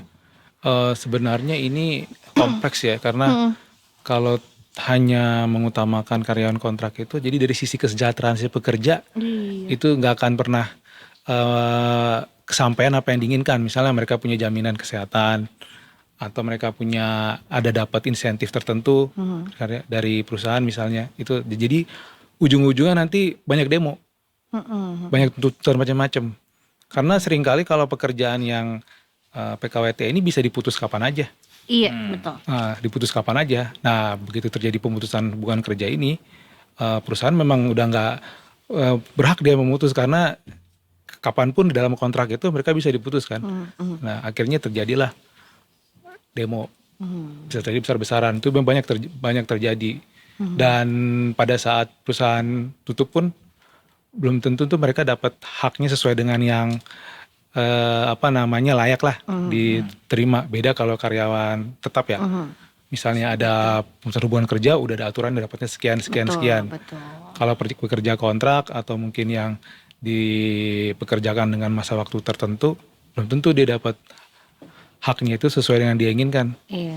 Nah, Tapi Undang-Undang Cipta Kerja tidak memfasilitasi risiko ini ya. ada perlindungan, tapi memang semuanya itu dikembalikan ke perusahaan. Oh, balik lagi ke kebijakan perusahaan masing-masing. Iya, tetap dapat perlindungan dari Undang-Undang Cipta Kerja itu ada. Jadi dia bisa dapat THR juga dapat. Terus bisa dapat misalnya perusahaan punya program insentif apa bisa dapat gitu. Tapi besarannya diserahkan ke kebijakan perusahaan masing-masing. ya ke pemberi kerja, Oh ke gitu. perusahaan. Dan kalau lihat dengan sudut pandang yang lebih luas, sebenarnya yang pidato Pak Jokowi di ISE, di Kongres ISE kemarin, sebenarnya nggak fokus di gig ekonomi aja ya, Ya, Bang mungkin Hans. lebih ya. Lebih ke Lebih ke- sekarang nih kondisinya kita masih kurang banget lapangan Ya, kerja. lapangan Sementara kerja. tenaga kerja kita tuh makin Melimpah. Betul, banyak. bertambah Betul. melimpah. Bonus ya. demografi ada, Ada. tapi tenaga kerjanya kayak nggak terserap gitu ya. Iya. Justru kayaknya banyak banget sekarang orang-orang tuh anak muda kita yang ayo kita kabur aja dari Indonesia, kita jadi Iya. bekerja di luar negeri aja. Which is good sebenarnya. Bagus. Kalau orang makin banyak ke luar negeri Iya. kerja. Dan di sisi lain kan akhirnya karena banyak bonus demografi besar, Mm-mm. pencari kerja tiap tahun bertambah, akhirnya lapangan kerja informal, Mm-mm. Gojek, Betul. Iya. Grab dan lain-lain itulah. Disitulah akhirnya gig ekonomi semakin terbudaya ya. Gig ekonominya akhirnya muncul di situ. Iya. Dibilang Pak Jokowi ekonomi serautan lah. Jadi orang kerja apa aja, yang penting uang masuk. Salah satunya dia jadi driver online. Iya, nah itu tadi jadinya balik lagi sebetulnya ketika ini berarti bukan hanya driver online aja, tapi secara umum lah ya, Secara umum, freelancer ya. Itu juga contoh gitu. tadi. Bagaimana siapa yang melindungi kita Iya, nanti gitu, atau mungkin kita akan menuntut ke siapa kalau misalnya pada suatu waktu nih penyedia pekerjaannya tiba-tiba memutus secara sepihak, tapi ya juga mereka juga atau si perusahaannya juga ya terkena dampak yang di luar juga, misalnya kayak Bisa. COVID lagi gitu Bisa. kemarin Iya. gitu. Karena PHK kan bisa terjadi sewaktu-waktu kan. Nah, pada saat terjadi PHK itulah mereka yang berada dalam status penerima kerja dengan waktu tertentu, pekerja kontrak, itu ya nasibnya tergantung perusahaan gitu. Beda dengan kudekaran tetap kan sudah ada pakem-pakem yang harus terima sekian kali gaji kayak misalnya gitu. Dan itu juga yang akhirnya dituntut koreksinya oleh buruh. Iya, itu tiap tahun Poin itu ya. poin itu. Karena memang Betul. buruh mungkin juga ngelihat kayak negara tetangga kita tuh udah ngeluarin undang-undang juga sebenarnya untuk melindungi pekerja platform atau platform workers bill ini Iya, ya. iya. Ini kalau gue kutip itu mereka yang disebut sopir taksi, pengemudi angkutan daring, pekerja lepas itu yang mengandalkan platform digital untuk mendapatkan penghasilannya ini ditetapkan dalam kategori hukum yang berbeda antara karyawan dan wira swasta. Iya, iya. Jadi mereka dilindungi hak-haknya gitu oleh undang-undang itu. Sementara kita masih tergantung terhadap tergantung kebijakan perusahaan. ya. Makanya kemarin para driver online tuh pada demo besar kan, yang beberapa minggu lalu, mereka menuntut supaya ada undang-undang yang melindungi pekerjaan mereka di sektor di pekerjaan mereka itu. Nah, karena kalau nggak ada undang-undang, udah semuanya tergantung perusahaan. Iya. Apalagi kan yang berebut kue itu kan banyak banget tuh. Iya betul, termasuk juga salah satunya yang dituntut itu adalah ketika ada perubahan, kan mereka dapatnya insentif atau bonus secara presentase, itu tuh angkanya tuh juga bisa diubah sewaktu-waktu oleh perusahaan juga gitu. Bahkan bisa jadi hal itu tuh tanpa diketahui oleh atau tanpa disetujui oleh si mitranya juga gitu Itu ya. memang risikonya seperti itu. Karena memang nggak ada kewajiban, dalam aturannya ya. Semua diserahkan kepada perusahaan, kepada pihak pemberi. Tapi kalau ditanyain ke pengusaha gitu, ini nggak ada respons apa dari pengusaha setelah ada tuntutan seperti ini dari para buruh gitu? Mereka akan bahasa kasarnya berlindung di balik kondisi. Kayak Pak Jokowi bilang kan, kondisi ekonomi global belum sepenuhnya pulih. Nah, misalnya mereka yang bergerak di sektor produk, barang-barang mereka juga tingkat penyerapannya turun, belum sepenuhnya pulih seperti sebelum COVID. Jadi gua ekspor, tapi permintaan ekspornya belum sebanyak sebelum COVID. Akhirnya udah mereka harus efisiensi. Baik lagi mereka kuncinya efisiensi. Ya salah satu bentuk efisiensinya itu mengurangi porsi karyawan tetap, begitu. Jadi mereka nggak banyak. Kayaknya semua industri begitu ya. Maksudnya mau di semua sektor lah ya, di semua sektor juga pasti efisiensinya di situ, di karyawannya dulu yang harus tepat nggak ya dalam tanda kutip direlakan. Sebenarnya gue kurang sepakat kalau dibilang karyawan adalah yang pertama harus direlakan untuk diefisiensikan, karena itu adalah aset terbesar perusahaan sebenarnya, yaitu karyawan gitu. Bisa yang lain-lain dulu harusnya. yang paling terakhir harus dilakukan perusahaan justru adalah itu si karyawan nih yang paling terakhir untuk efisiensikan. Iya. Cuma ya itu lagi balik lagi kita tuh masalah aturannya memang tidak ada kewajiban gitu ya. Iya. Jadi susah juga kalau mau diharapkan gitu kayak pungguk merindukan bulan jadinya berharap yang Iya. tidak pasti. Tidak pasti iya. gitu. Ya seperti itu. Jadi ya apa yang disampaikan Pak Jokowi soal gigs ekonomi memang realitanya di Indonesia terjadi. Jadi gimana caranya supaya gig ekonomi ini tidak makin meluas gitu? Ya. Artinya makin banyak masyarakat yang tenaga kerja yang terserap dalam hal pekerja formal gitu alias tetap gitu, Iya. Bang Hans. Jadi Pak, kalau untuk menekan mungkin agak sulit ya, karena pemerintah juga tidak mungkin menekan balik perusahaan, lu harus terima jadi karyawan tetap sekian. Mereka kan juga punya alasan kondisi gue belum pulih lah gitu kan. Paling tidak dari pemerintah dan diharapkan juga untuk pemerintah berikutnya ada aturan khusus lah perlindungan buat pekerja-pekerja kontrak ini kan atau pekerja outsourcing ini sehingga mereka paling tidak bisa mendapatkan hak yang meskipun tidak selevel dengan karyawan tetap, tapi ada benefitnya benefit lah buat mereka sehingga jika sewaktu-waktu diputus mereka juga punya bekal gitu untuk mencari pekerjaan lain atau untuk menghidupi dulu sementara keluarganya kan. Sebenarnya yang paling berat ini kan kalau sudah berkeluarga tapi statusnya masih pekerja kontrak gitu kan. Nah itu dia paling jalan tengahnya itu kalau menurut saya sih itu. Jadi ya kalau untuk menekan balik perusahaan supaya menampung lebih banyak karyawan sejak jadi pegawai tetap tuh susah. Betul. Itu udah nggak Kayaknya akan udah sih. dan mungkin juga bukan di ya ada batasan-batasan lah ya pemerintah untuk bisa menekan perusahaan seperti itu iya, gitu. itu Ada dia. batasan-batasannya. Jadi kita kalau misalnya ada anak kecil nih kita doain semoga kamu sehat, pinter, panjang umur dan bisa menciptakan lapangan kerja. Sekolah yang tinggi biar jadi gubernur. Iya, atau menciptakan lapangan kerja Menciptakan yang lapangan banyak ya Karena karena kita menciptakan lapangan kerja. iya Jadi karena pengusaha berarti Pengusaha. ya. Jadi betul, pengusaha. karena kan tadi ya problemnya adalah ini kan problem yang bukan akan bertumbuh terus ya, Iya. tapi maksudnya ini adalah problematika yang ya makin banyak masyarakatnya ya pasti lapangan pekerjaan makin banyak Makin dicari, banyak dicari. gitu. Ada penciptaan lapangan kerja. Apalagi bonus demografi ini Iya. ya. That's why selalu pemerintah tuh cari banyak investasi masuk supaya makin banyak lapangan kerja yang tercipta gitu. Dan di sisi lain pengusaha itu kalau ngelihat banyak demo itu paling males. Dan mereka bisa tiba-tiba Karena jadi nggak kerja kan. Nggak kerja ya, ya. produktivitas Angkat kaki dia dari berkurang. sini. Gitu. Tapi lo sebagai salah satu pekerja gig, gimana sih caranya untuk bisa Stabil stabil, berdamai dengan realita yang ada bahwa sebagai pekerja gig lo tidak mendapatkan perlindungan yang sama dengan pekerja-pekerja di luar gig kan? Iya betul, formal. kerja Frankly formal. speaking gitu. Iya. Iya harus pintar mengelola dana, mengelola uang ya, karena ya itu tadi nggak punya bonus, nggak punya THR yang Nggak punya asuransi. nggak punya Let's say lah nggak punya BPJS asuransi kerja. dan juga jaminan perlindungan sosial gitu ya. betul. Jadinya ya ketika di usia produktif ini ambillah pekerjaan sebanyak-banyaknya dan Dan tetap mengelola uang betul. dengan baik gitu ya, Betul. artinya sesuai gitu Nyambung lagi tadi tuh sama segmen sebelumnya investasi.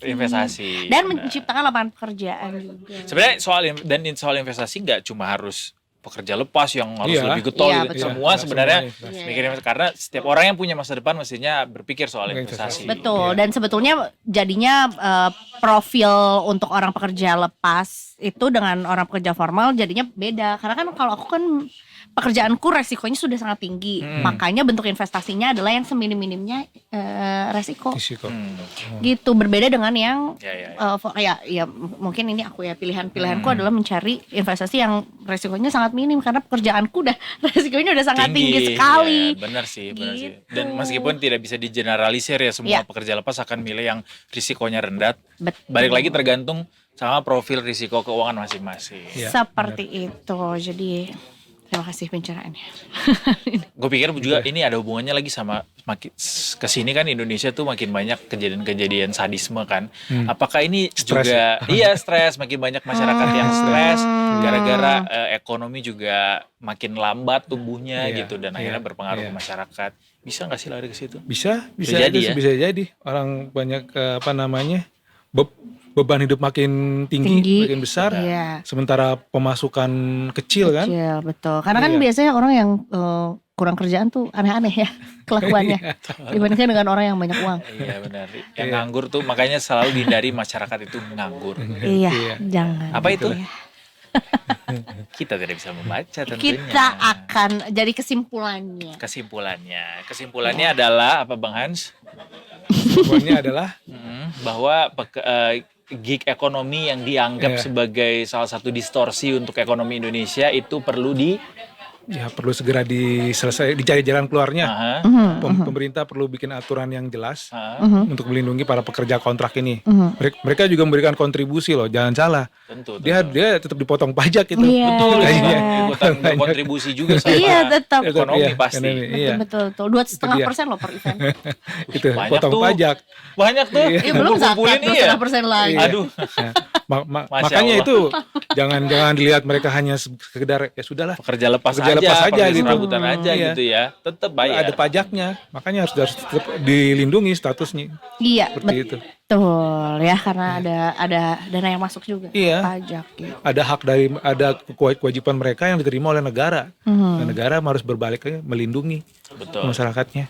Semualah tumpah darah Iya, Indonesia. Bukan cuma pekerja lepas doang ya, semua dilindungi harusnya. Iya. Bukan karena Anda lebih banyak bayar pajaknya sehingga Anda harus lebih banyak dilindungi, bukan itu juga. Iya. Betul. Semua kita sama. Betul. Benar, Apalagi benar. satwa dilindungi. Betul.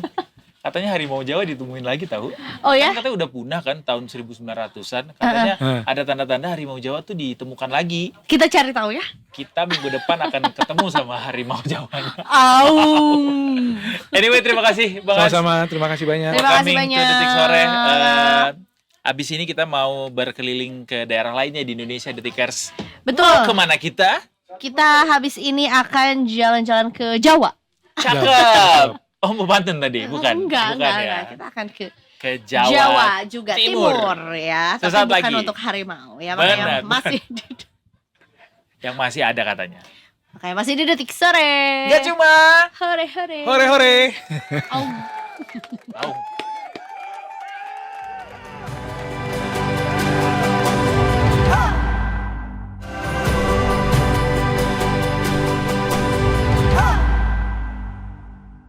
Selamat datang kembali di Detik Sore. Gak cuma hore-hore. Yes, dan pada sore hari ini tentunya kita akan berjalan-jalan. Jalan-jalan ke jalanan Jakarta dulu tapi. Oh, Kita mau ketemu lagi sama Ibda Syahara. kita harus pantun ya. Loh, gua udah tadi. Gue kan tadi juga kan Oh iya ya. Berarti udah. pasang bendera pakai paku. Siapa yang Nyanyi. Oh iya, karena soalnya kemarin pantun kan. Kemarin pantun. baik? Oke. Coba kita sapa-sapa dulu. Selamat sore lagi, Ibda Syahara. Nah, Halo, selamat sore. Selamat sore Ibda Syahara. Biasalah kalau sama Detik Sore tuh atau yang lainnya pasti ada pressure kan. Kalau segmen pertama pressure-nya pantun. Segmen kedua nyanyi bisa kali. iya. Berasa di prank dah. Kerasa di prank. Berani banget Aku nyesal ada di program ini. Enggak, berani banget kita ngeprank polisi. Iya lagi takut. Ih, Takut. gak boleh ya, gak boleh. Ini tidak untuk ditiru Gak Detikers ya. apa-apa kali. Kalau Ya, cuma nyanyi-nyanyi doang mah gak nggak apa-apa tapi ya. mau sekarang atau nanti? Oh iya. Gak bisa Yura. Masalahnya nggak bisa nyanyi. Nggak bisa nyanyi. Oh, gak bisa nyanyi. Ya udah deh, laporan Ya udah, aja. melaporkan saja karena kita gak bisa melaporkan, kita yang nyanyi abis ini. Oke, kalau ini bisa. Siap, silakan laporannya Ibda Syahara. Aku nggak dengar apa ini bilang Eza tadi. Oke, baik. Terima kasih rekan-rekan di studio dan selamat sore Detikers. Kembali lagi dengan saya Ibda Syahara dari NTMC Korlantas Polri. Pada sore hari ini akan menginformasikan bagaimana situasi arus lalu lintas terkini, tepatnya dari kawasan Manggarai, Jakarta Selatan. Yang mana dapat kita lihat bersama untuk kondisi arus lalu lintas tepat di belakang saya terpantau memang sudah terjadi peningkatan volume kendaraan yang cukup signifikan karena memang pada sore hari ini telah memasuki jam pulang perkantoran dan kemudian untuk arus lalu lintas dari arah Tanah Abang ataupun Menteng yang hendak menuju ke arah Matraman pada sore hari ini juga sudah tampak padat. Dan di kawasan ini memang sedikit terjadi penyempitan di ruas jalan karena memang sedang ada proyek strategis nasional LRT di mana memang juga salah satu penyebab perlambatan kecepatan di kawasan ini. Kemudian detikers untuk arus lalu lintas dari arah Matraman yang akan menuju ke arah Pancoran pada saat ini juga terpantau sudah cukup ramai. Dan juga di kawasan ini pada sore hari ini didominasi oleh kendaraan pribadi roda 2 maupun roda 4. Meskipun demikian, kami menghimbau kepada Anda, para pengendara, untuk tetap bersabar saat menunggu antrian kendaraan dan tetap menjaga jarak aman kendaraan Anda dengan kendaraan lainnya. Kemudian kami dari pihak kepolisian juga tak henti-hentinya selalu menghimbau dan mengingatkan kepada Anda, khususnya para pengendara jalan roda 2, untuk selalu menggunakan helm yang berstandar SNI demi keselamatan diri Anda pribadi maupun pengendara lainnya. Dan juga kami mengingatkan kembali bagi Anda yang memang memiliki kepentingan untuk berhenti di sekitaran kawasan ini untuk tidak memarkirkan kendaraan Anda di bahu jalan karena akan dapat menyebabkan ketersendatan arus lalu lintas di kawasan ini. Kemudian untuk arus lalu lintas dari arah sebaliknya yaitu dari arah Pancoran yang akan menuju ke arah Matraman pada saat ini juga terpantau ramai. Dan juga untuk arus lalu lintas yang akan menuju ke arah Tanah Abang ataupun Menteng dan juga Sudirman pada sore hari ini juga sudah tampak terjadi peningkatan volume kendaraan. Kami mengucapkan terima kasih kepada Anda para pengendara yang telah berhenti di belakang garis stop dan tetap menerapkan hak pejalan kaki demi keselamatan diri Anda pribadi maupun pengendara lainnya. Dan di Tikers kami juga selalu menghimbau kepada Anda para pengendara untuk tetap mematuhi rambu-rambu lintas serta arahan petugas kami di lapangan. Dan bagi Anda yang ingin mengetahui seputar informasi arus lalu lintas terkini, Anda bisa menghubungi layanan call center kami di 15669 ataupun SMS center di 9119. So, pelanggaran kecelakaan keselamatan untuk kemanusiaan, Indonesia tertib dan salam presisi. Demikian Ibda Syara melaporkan kembali bersama dengan rekan-rekan di studio, silahkan. Terima kasih banyak Ibda Syahara, nggak pakai pantun kali ini.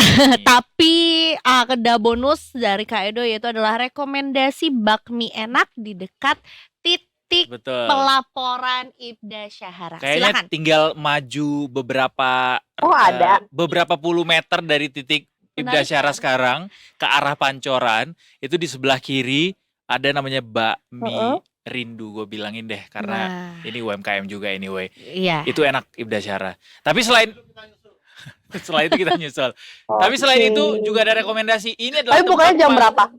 Udah buka, sekarang udah buka pasti. Oh, kenceng banget ya nanya buka jam berapanya. Enak bener. Dan ini juga rekomendasi. Ini adalah tempat paling enak untuk nangkap orang yang melanggar aturan lalu lintas Ibda Syahara. Karena banyak banget yang nggak pakai helm itu dari tadi pas Ibda Syahara laporan. Selamat nangkapin ya yang benar nakal-nakal Ibda Syahara. Nah. Karena tadi aku selalu menghimbau kan, Betul. aku ulang-ulang. Padahal helm tuh penting banget loh. Penting sekali ya, makanya. Jangan mentang-mentang mau beli bakmi doang gitu. Iya. Ya kan?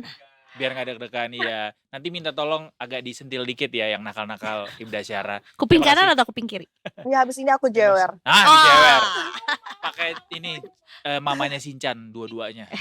Terima kasih anyway. Ibda Terima Syahara. kasih, selamat ngebakmi. Iya. Terima kasih. Bye. Terima kasih. Selamat sore.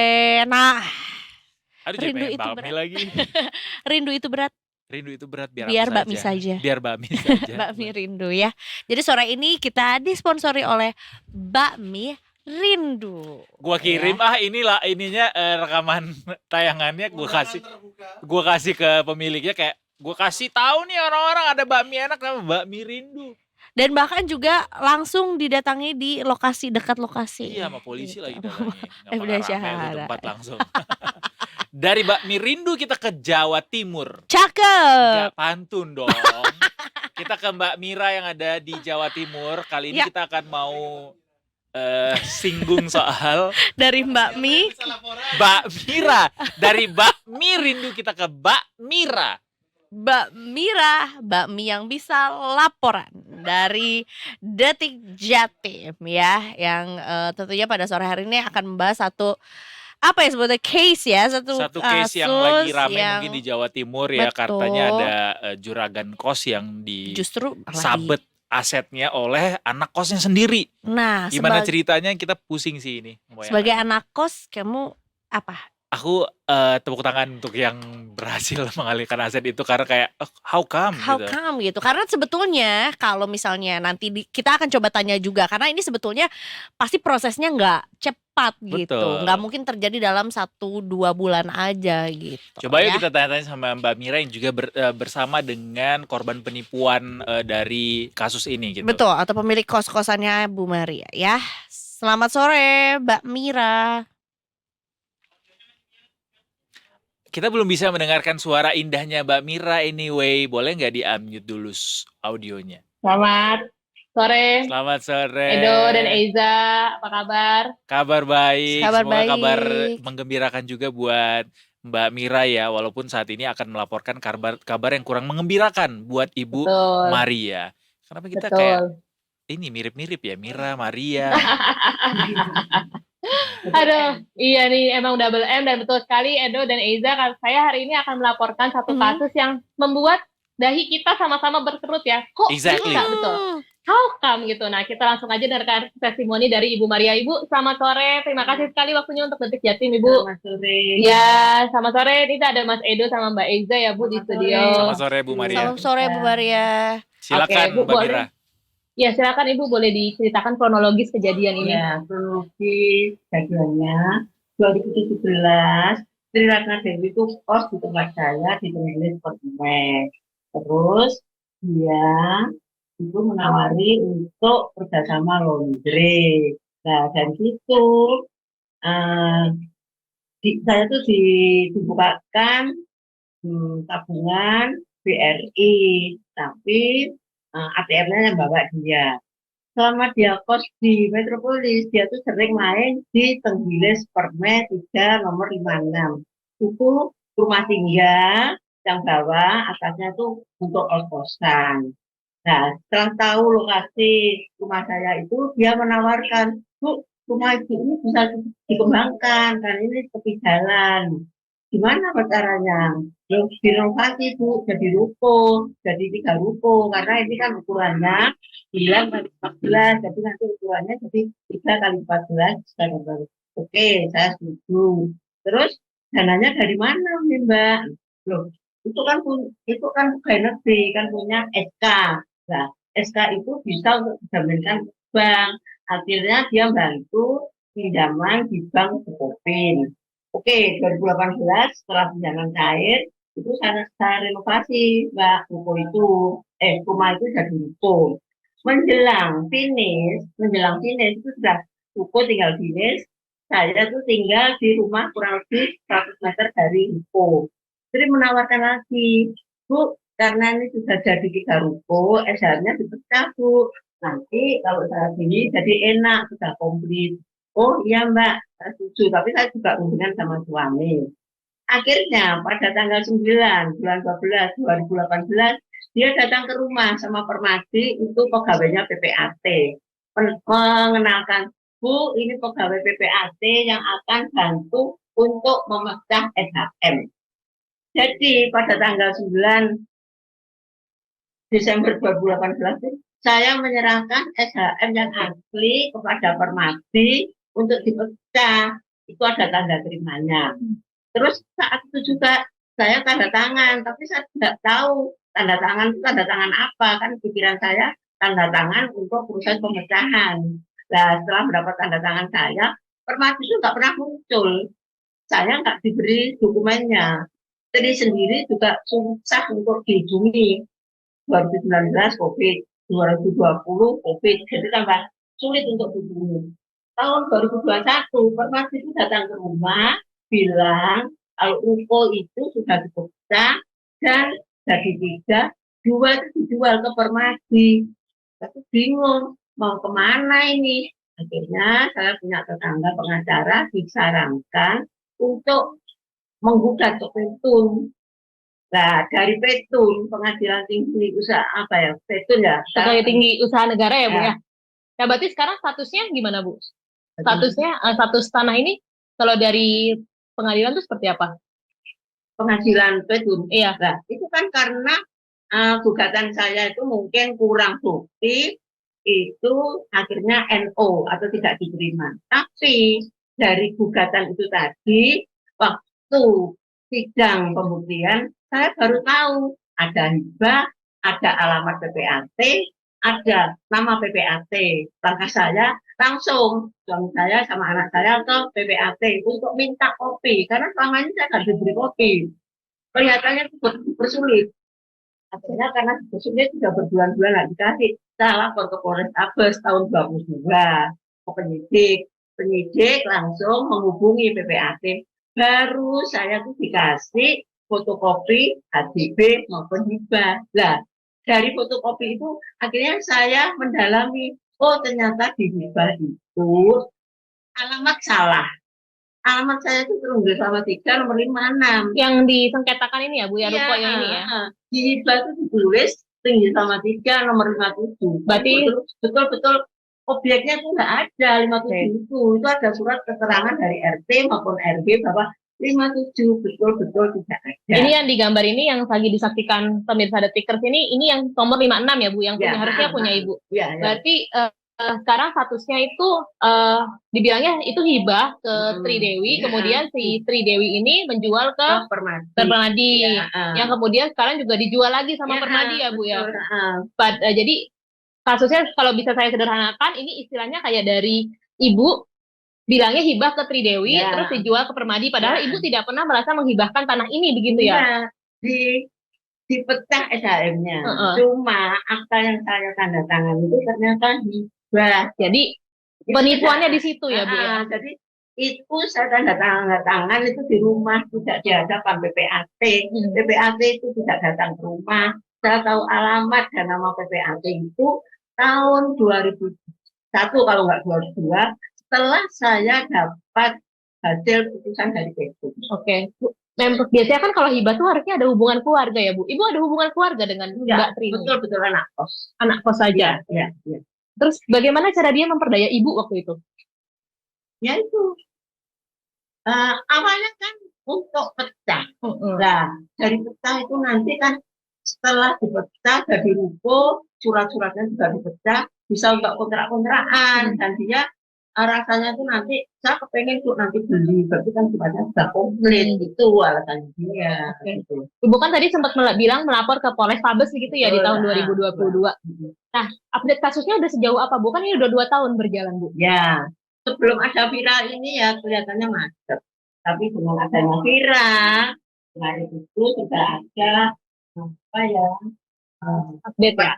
Ada pendalaman. Ya. Ada pendalaman dari Kalau kemarin itu pengaduan ya, kemarin sudah pelaporan, sudah SP 2 HP 1, SP 2 HP 2. Harapannya gimana Bu? Harapan ya intinya SHM itu kembali ke saya, karena biar bagaimana itu kan jerih payah saya selama kurang lebih 35 tahun Mbak saya kerja, jadi mulai tahun 2003 sampai 2008 di PNS itu.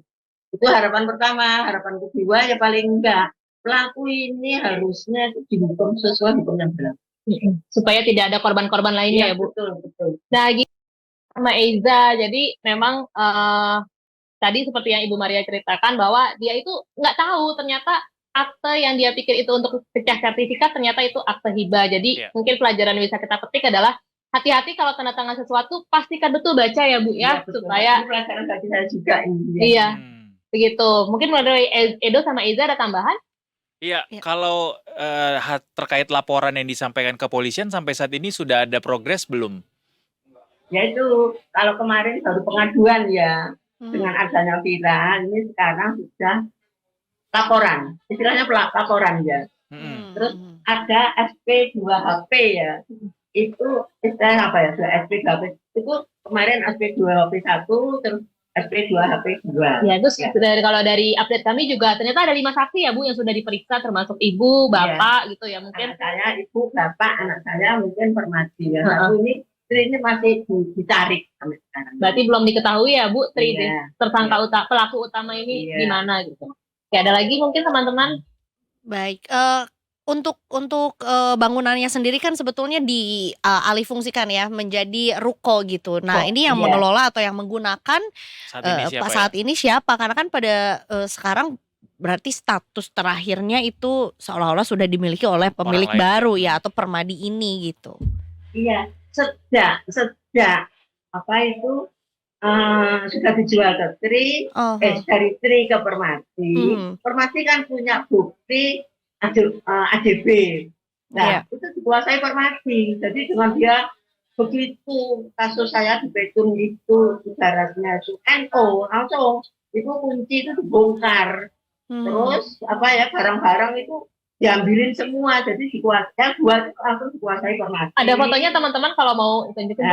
Dikuasai Permadi. Terus yang satu itu beritanya sudah dijual, yang satu itu dikontrakkan.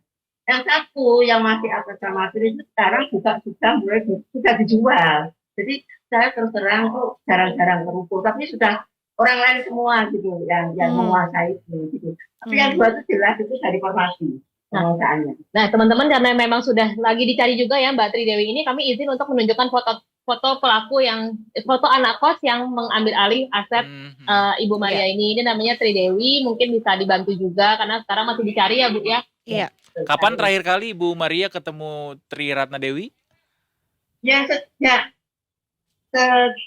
penandatanganan itu kan sudah susah ya ditemui, dihubungi. 2019 itu karena COVID, 2020 ya malah nggak ketemu sama sekali. Sampai sekarang akhirnya hilang kontak juga. Iyalah, ruko itu sebelum dikuasai Permadi itu ada yang jaga. Nah, yang jaga itu sudah didoktrin. Kalau ditanya apa-apa sama Bu Maria, bilang aja nggak tahu. Berarti memang sebetulnya sudah ada juga ya bukti persengkongkolan nih antara Tri Dewi dan juga Permadi nih. Untuk menguatkan dugaan penipuan tadi ya. Betul, karena kan ada sesuatu yang ditutup-tutupi gitu. Sehingga Ibu Maria tidak boleh mengetahui bahkan keberadaan dari Tri Dewi sendiri gitu. Baik. Oke. Ibu Maria, Gimana, semoga segera bisa diselesaikan kasusnya dan semoga cepat ditemukan juga Mbak Tri Ratna Dewinya, karena beliau adalah saksi kunci juga sebelum nanti dilanjutkan prosesnya begitu ya, dan bisa segera mendapatkan keadilan buat Ibu Maria dan teman-teman. Amin. Terima kasih anyway buat waktunya. Mbak Mira. Terima kasih Ya, Bu boleh Mira. saya ngomong? Boleh. Silakan Bu Maria. Untuk teman-teman dari detik Detik.com ya. Detik ya. Ya, saya akan berfantasi. Boleh, Bu. Tantu nih. Gini. Sambal kecap, sambal terasi. Saya mengucap terima kasih. Aduh. Ibu, luar biasa Ibu, masih Terima bisa kasih banyak, Ibu. gembira loh di tengah Terima kasih juga musibah teman-teman. ini. Udah kayak tepuk tangan ya. Terima kasih Bu Maria, Terima kasih, semoga Bu Maria. bahagia selalu. Bahagia adalah sumber obat yang paling mujarab Bu Maria. Betul. Semoga cepat selesai masalahnya. Terima Semoga kasih. mendapatkan keadilan juga ya Bu Maria ya. Selamat Amin, sore. amin. Selamat sore teman-teman, terima kasih. Terima Sampai kasih, bertemu Mbak kembali. Mira. Masih bisa Baik. pantun loh. Kira-kira tadi kayak pantunnya akan yang penuh pesan gitu ya. Iya. Ternyata ikan terasi. Sekian, terima Terima kasih. kasih. Iya. Bu Mira, Anda betul-betul Padahal ya. bisa loh, itu adalah kesempatan yang kayak apa tadi depannya makan nasi. Makan ikan asin pakai terasi. Makan ikan asin pakai terasi. Awas lo Tri Dewi. Bisa juga lagi. Gue cari lu Tridewi. Gue cari lu Dia Tridewi. juga gitu, Gitu, harusnya, ya. tapi dia humble Nggak, sekali ya. humble sekali ya, Dengan bilang karena- sekian dan terima kasih. Tapi kita belum sekian dan terima kasih Detikers karena masih ada 30 menit lagi. Betul. Sekitar ya. segitu kita akan mengudar sampai jam 6 sore soalnya, dan masih ada satu segmen yang tentunya tidak boleh dilewatkan. Betul, karena juga kita akan melihat seperti apa sih kondisi langit Jakarta di weekend ini nanti ya. Apakah mungkin cerah ceria juga atau mungkin patut diberikan pantun? Eiza at another pressure. Jadi nanti dia akan buka Sunset Talk dengan pantun Detikers sesaat lagi. Jangan kemana-mana, barengan kita terus cuma di Detik Sore. Gak cuma hore-hore, tapi pantun juga.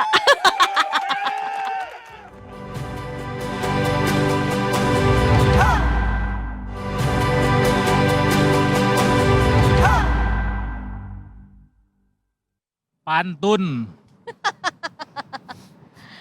Sore-sore melihat Lembayung. Cakep. Kali ini kita kedatangan Mas Uyung langsung. Tanpa basa-basi. Langsung saja. Ada Mas Anselmus Huyung dari Detik Health di sini. Welcome back to another episode of Detik Sore, Mas Huyung. Halo, selamat sore. Selamat sore. Kaget gak tiba-tiba? Loh, kita gak ada apa kayak Harusnya Mas Uyung basa-basi. menurut gue sih balas pantunnya sih. Balas dong Mas. Jadi pantunin sama Eiza. Sambal kecap, sambal terasi aku. Cakep. Sekian dan terima kasih. Udahan dong. Belum Udahan dong. udahan. Gak ada ide, gak ada ide. Belum. Belum. Jangan suka Jangan ya. Dek, ya. memberi pressure terhadap orang lain karena belum tentu kita siap ketika kita gitu. Enggak, Iya. nanti malah contekannya lupa. Iya, benar karena kan kita punya isu yang ini bahaya ini. Berbahaya ya, bisa dibilang berbahaya juga sih. Kita kan ngomong soal antibiotik ya. Antibiotik ini sempat juga jadi diskursus di dunia kesehatan ya Mas Ya, Uyung. Karena kayak Ya, betul. kenapa di Indonesia ini sepertinya apapun penyakitnya antibiotik obatnya. Is that true Mas Uyung? Bukan paracetamol. Beda lagi. Bukan. Biasanya Bukan. kombinasi kan, dikasihnya paracetamol, terus Dengan kemudian antibiotik antibiotik sama ya. antihistamin, alergi. segala Iya, macam. Template-nya orang kalau kena ISPA gitu tuh biasanya itu, kalau enggak paracetamol, terus anti alergi, terus sama antibiotik. gitu. Iya, benar.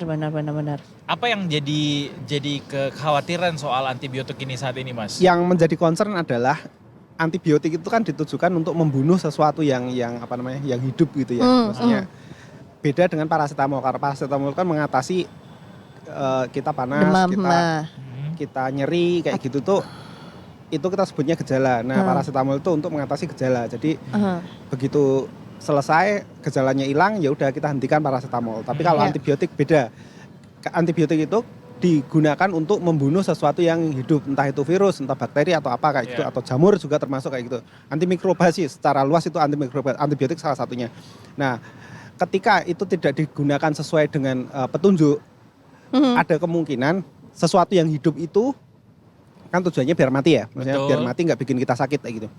Ada kemungkinan si makhluk itu tuh nggak sampai mati, dia hanya kelenger doang.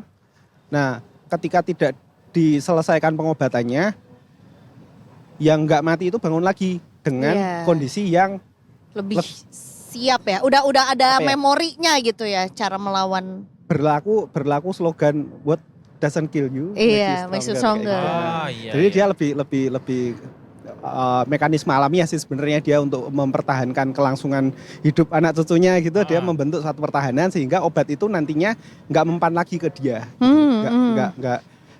nggak manjur lagi gitulah. Makanya sebetulnya banyak maksudnya resikonya akan jauh-jauh lebih tinggi lagi ketika seorang itu tidak menghabiskan antibiotik gitu ya, dan akhirnya sekarang resistensinya makin tinggi juga, dan apalagi penyakit variannya Iya. ngeri-ngeri ya. Beberapa persoalan sih tidak habis, itu salah satunya. Jadi dia kasih misalnya harusnya seminggu Dihabiskan. seminggu sampai tuntas, dia cuma 2 hari merasa udah enakan terus nggak dilanjutkan, itu satu. Terus kemudian menggunakan antibiotik yang nggak tepat gitu, misalnya kan sering ya, maksudnya temennya sakit terus dia dapat antibiotik A gitu misalnya. Iya. Nah besoknya temennya yang satu lagi sakit juga, aku kemarin dapat ini sembuh loh gitu, terus dia beli sendiri, inisiatif sendiri, padahal nggak bukan periksa, resep nggak di dokter. nggak periksa, nggak dipastikan dia itu infeksinya apa gitu. Iya, Nah iya, ternyata iya. nggak tepat dan nggak membunuh, justru bikin dia membentuk kekebalan terhadap antibiotik itu gitu. Suatu Emangnya- ketika dia terinfeksi itu lagi, kasih obat nggak mempan gitu. Oke, bukannya antibiotik tuh nggak bisa dijual bebas ya? Harus Aturannya ada resep gitu, dokter ya? tapi prakteknya kalau teman-teman beli di pinggiran Jakarta lah, kalau Jakarta sih beberapa kali ditolak, iya. Iya, Tapi di pinggiran-pinggiran bisa-bisa aja sih. Pantesan gue jadi ingat lagi kayaknya dulu waktu kecil kalau misalnya berobat ke dokter ada antibiotiknya dari dokter pasti orang tua tuh bilang gini, yang antibiotik abisin ya, harus sampai habis ya. Berarti emang harus habis ya Mas kalau dari Harus resep habis. dokter. Problemnya adalah kadang-kadang juga bukan dari sisi pasiennya, dari sisi tenaga medisnya, dokternya lah, taruhlah kayak gitu. Ada juga yang masih yang masih membuat, kalau anak kecil kan biasanya dipuyer ya, diracik kayak gitu. Iya. Ini kesalahan yang dari zaman dulu sampai sekarang pun masih ketemu juga. Obat-obatnya yang sifatnya simptomatik kayak paracetamol itu tadi dicampur dengan antibiotik. Jadi satu puyer.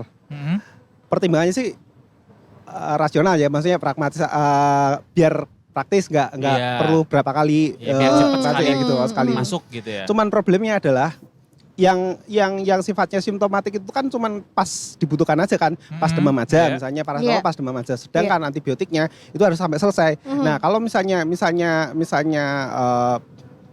nah mau ngikut yang mana gitu loh, misalnya kalau mau diselesaikan dia mengonsumsi paracetamol terus-menerus sementara tubuhnya tidak membutuhkan. Nah, sementara kalau misalnya dihentikan antibiotiknya harusnya habis gitu. Nah, itu kombinasi yang tidak rasional istilahnya. Tidak rasional itu dari zaman dulu sampai sekarang tuh kayaknya juga masih ada yang bikin racian seperti itu. Harusnya nggak boleh. Terus Mas soal tadi bahwa masyarakat ada kan artikel yang bilang asal konsumsi antibiotik gitu. Bahayanya apa Mas? Atau ada data nggak bahwa dari mana bisa menyampaikan statement bahwa sekarang masyarakat ada trennya atau tendensinya untuk asal konsumsi antibiotik gitu? Data apa yang menunjukkan ini? Kalau soal penggunaan sih nggak tahu ya ada datanya atau enggak. Tapi baru-baru ini sih Kementerian Kesehatan nge-share data soal resistensi antimikroba itu salah satunya berdasarkan pantauan di beberapa rumah sakit. Itu sekitar 70% dari sampel yang diperiksa itu menunjukkan kekebalan terhadap antibiotik kayak gitu. Ada dua bakteri sih yang diperiksa, Escherichia coli sama satu lagi yang menyebabkan pneumonia itu. Jadi itu meningkat dibandingkan survei sebelumnya. Jadi trennya naik sementara target kita ada di sekitar 50%, nah yang data terakhir itu 70% kayak gitu. Oke, dan sebetulnya juga ini ada 2 jenis bakteri yang kebal antibiotik itu, juga. Dan Itu yang diperiksa maksudnya. Kalau yang kebal sih banyak. Iya. Hampir semua bakteri memang mekanisme alamiahnya seperti itu. Jadi kalau misalnya ada kesempatan untuk dia survive gitu ya, dia akan membentuk kekebalan kayak gitu. Banyak di luar 2 itu TBC gitu aja yang paling ini. TBC itu kan ada yang guideline-nya kan 6 bulan ya, pengobatan 6 bulan. Tapi banyak juga sekarang yang nggak cukup cuma 6 bulan. Jadi bisa 12 bulan dan kombinasi obatnya juga beda. Nah itu biasanya yang sudah kebal sama antibiotik yang sebelumnya. Jadi harus generasi yang berikutnya kayak gitu. Jadi iya itu tadi mungkin karena bakterinya juga makin kuat, jadi dosisnya atau kekuatan si antibiotiknya juga ditambah lagi ketika misalnya itu kekuatan atau bahkan jenisnya. Jadi mungkin strukturnya nggak bisa sama seperti yang sebelumnya, bener-bener harus ganti kayak gitu. Terus kenapa masyarakat mau mengonsumsi antibiotik meskipun tanpa resep dokter Mas? Apa bottleneck-nya? Berdasarkan pengalaman temennya sembuh dengan obat itu gitu, sesimpel itu sih orang-orang. Harusnya tapi nggak kayak gitu kan, nggak boleh kayak gitu praktiknya. Ya harusnya, cuman kan ya gitu ya, orang ya butuhnya yang penting sembuh. Bodo amat nanti resisten karena itu kan bukan aku yang nanggung. biar hemat gitu, biar nggak periksa ke dokter. Oh, Atau memang bukan praktis, alasan sih, alasan kecepatan aja. Justru kalau beli sendiri kan bayar ya. Maksudnya kalau misalnya periksa dia bisa pakai BPJS atau punya asuransi sendiri, malah gratis loh. Gitu kan. Kecuali dia nggak punya asuransi ya. Iya. Ya, Ya. satu itu, yang kedua sebenarnya juga nggak melulu kesalahan itu ada di pasiennya. Jadi itu tadi yang aku bilang dari tenaga medisnya juga kadang-kadang ada yang pemahamannya masih seperti itu, penggunaan yang tidak rasional, sedikit-sedikit antibiotik.